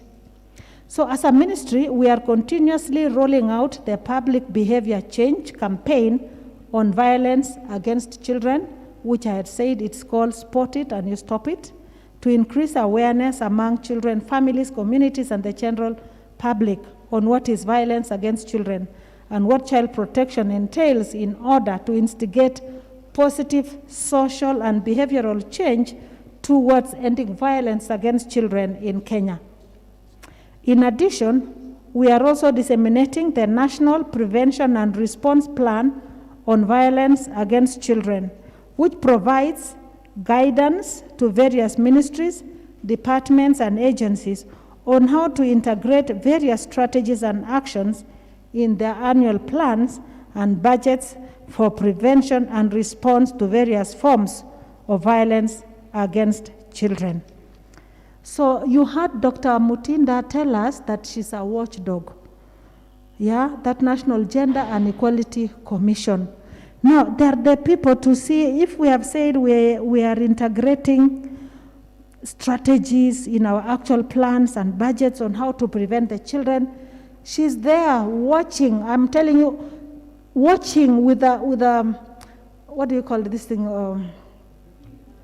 With a keen eye, but this also, which magnifies, a magnifying glass. Yes. Binoculars. Yeah, if we say we are far, she will take a binoculars and she will still see you from very far and use a magnifying glass to ensure that we are living to these commitments, yeah, which we said the National Prevention and Response Plan on Violence Against Children, that each ministry is following these guidelines. Okay, so in response to protection of children connected to the streets, the ministry, through the Street Families Rehabilitation Trust Fund, in partnership with both state and non-state agencies, has been undertaking targeted rescue, rehabilitation, and reintegration activities for street-connected persons, including children. We take cognizance that their rehabilitation and reintegration back to the communities requires the coordinated efforts of various actors and stakeholders. Child participation is a critical pillar in the Convention on the Rights of the Child. To strengthen child participation, my ministry, through the State Department of Social Protection, Senior Citizen Affairs, Special Programs, initiated the Kenya Children Assembly, a platform that affords children the opportunity to air their views and interact with policy makers. As our children pointed out in their memorandum, the assemblies have not been fully functional for a while. However, in this financial year, the ministry has prioritized the provision of funds to facilitate their revitalization. I call upon our child protection partners to support our children assemblies to ensure that our children's voices are heard.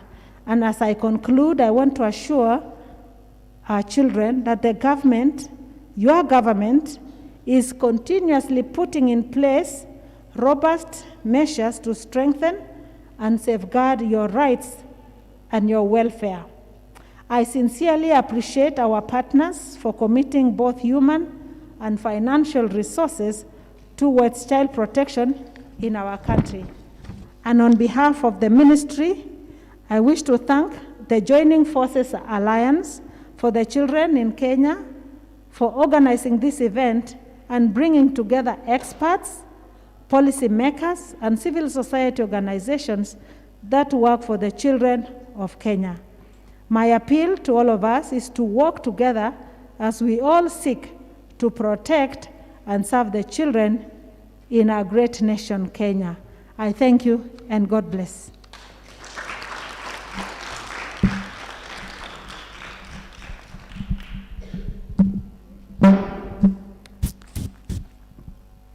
Thank you so much. So I would like to appreciate some schools that are here. We don't take it for granted that you guys are here. So people from MOHI Bondeni, mnaweza kainua mkono. Let's appreciate them with a hand. Valley View Academy, muinue tu mkono. People from Mathare School. Let's appreciate them so much. People from MCEDO, Beijing. People from Gay PAG, Nweni mkono. Thank you so much. People from Old Zion. Thank you so much. People from Destiny School. Thank you so much for coming. People from Missions of Hope Mathare, thank you so much for coming. People from Dururuno Primary, thank you so much for coming. People from Huruma Primary, asante sana. People from Salama Primary, thank you so much. And last but not least, people from Eden, thank you so much for coming. We really appreciate for you guys mkikam, and we hope that next time we'll be with you. I would like to invite one of the children to give a vote of thanks.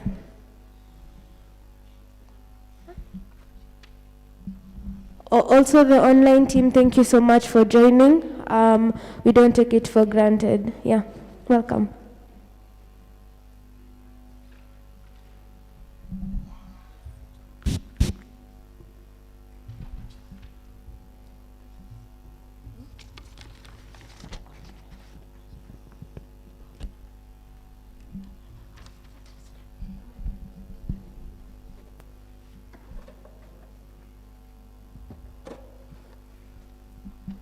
Hello guys, hello once again. I would like to take this opportunity to congratulate the panels and also the children who have participated in this occasion of ours. And also I would like to say happy Happy Children's Day to all who are here and also the rest of the world. I'm honestly grateful. I'm honestly very grateful and humbled before the Lord our God, who has brought us together so that we could listen to our children's voice. I am honestly very happy and thankful to all the panels, participants, either the online and the rest who have participated. I would like to thank the KICD, Kenya Institute for Curriculum Development, for their warm invitation, and we are happy that everyone participated in the ceremony. Happy World Children's Day to you and all the rest of the world. I hope that the panels have heard your voices and they are working hard to take care of it. I would urge you to take care of yourselves and dedicate yourselves in studies and stop involving yourselves in adult activities. Just push on and accomplish your studies in order to achieve your goals and your future. Also, I'd like to thank the Joining Force of Africa, the Child Fund, the Plan, the Save the Children, the TART, and the World Vision. Also, I would like to congratulate Mrs. Lillian Dodzo, if I've said it correctly, Joining Forces Chairman and the National Director of the World Vision Kenya, Dr. Joyce Muikali Mutinda, the Chairperson, National Gender and Equality Commission, Honorable Lady Justice Teresia Madeka, the Chairperson, Special Task Force on Children's Matters, National Council for Administration Justice. Also like to thank Mrs. Catherine Hedgeman, Deputy Head of the Delegation of European Union to the Republic of Kenya. Also like to thank Professor Margaret Kobia for his good work, and for those who have participated, I would also to thank you for what you have done and for representing various countries of Kenya. Happy Children's Day and thank you. May God bless.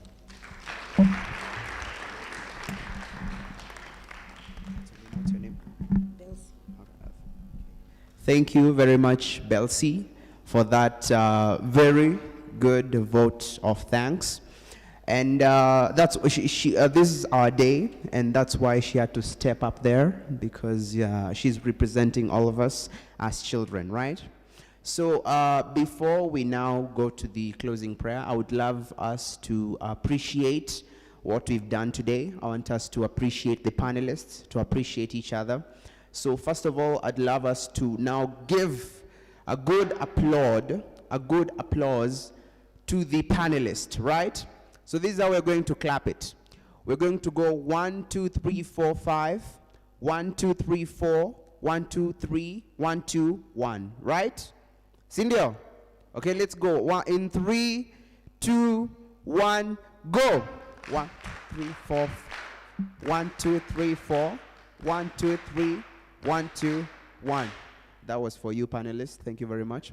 Now we are going to, us as children, are going to give 5, just 5 hearty claps, depending on the power that's what will depend on how important you are. So the harder you clap, the harder the important you are as children, right? Okay, let's go. We're going to 5, okay? Just 5, okay? But 1, 2, 3, 4, 5. Okay, let's go in 3, 2, 1, go. Okay, I want to say it was fantastic, but as children, we need to be, it needs to be more fantastic. Let's go. 1. Let's go. 1, 2, 3, 4, 5. Thank you very much. Now I'd love to invite Aisha Abdul to come and pray for us for the, to come and do the closing prayer. And before this, I'd love us to go to the reception area, everyone. We're going to take a group photo after now the prayer, okay? And the panelists, please do join us at the reception. We take a photo before you head to your important businesses. Okay, so Aisha, come. Yes, I'm also important, you know. Yeah, thank you. To pray. Alhamdulillahi Rabbil Alameen, Ar-Rahmani Rahim, Malik Yawmiddin, Iyaka na'budu wa iyaka nasta'in, Ihdina as-siratal mustaqim, Siratal ladhina an'amta alayhim, Ghayril maghdubi alayhim, waladdallin. Amin. Okay, let's all kindly move to the reception area through here up to the. Before we go, there are some comments. Our national anthem. Okay, let's all stand.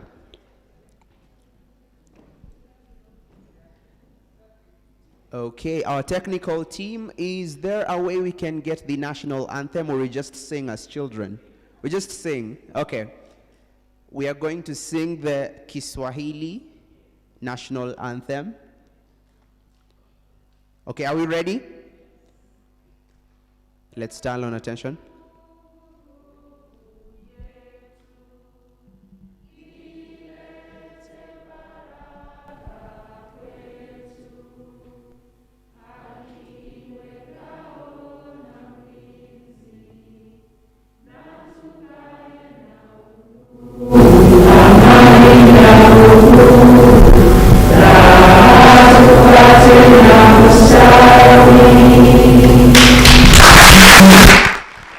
Before we leave, so that we can live in order, we're going to start with our panelists, and then we're going to go to our children. So the panelists, you can head out. Thank you so much for coming. We appreciate you very much. So the children can have their seats as we wait for the panelists to leave.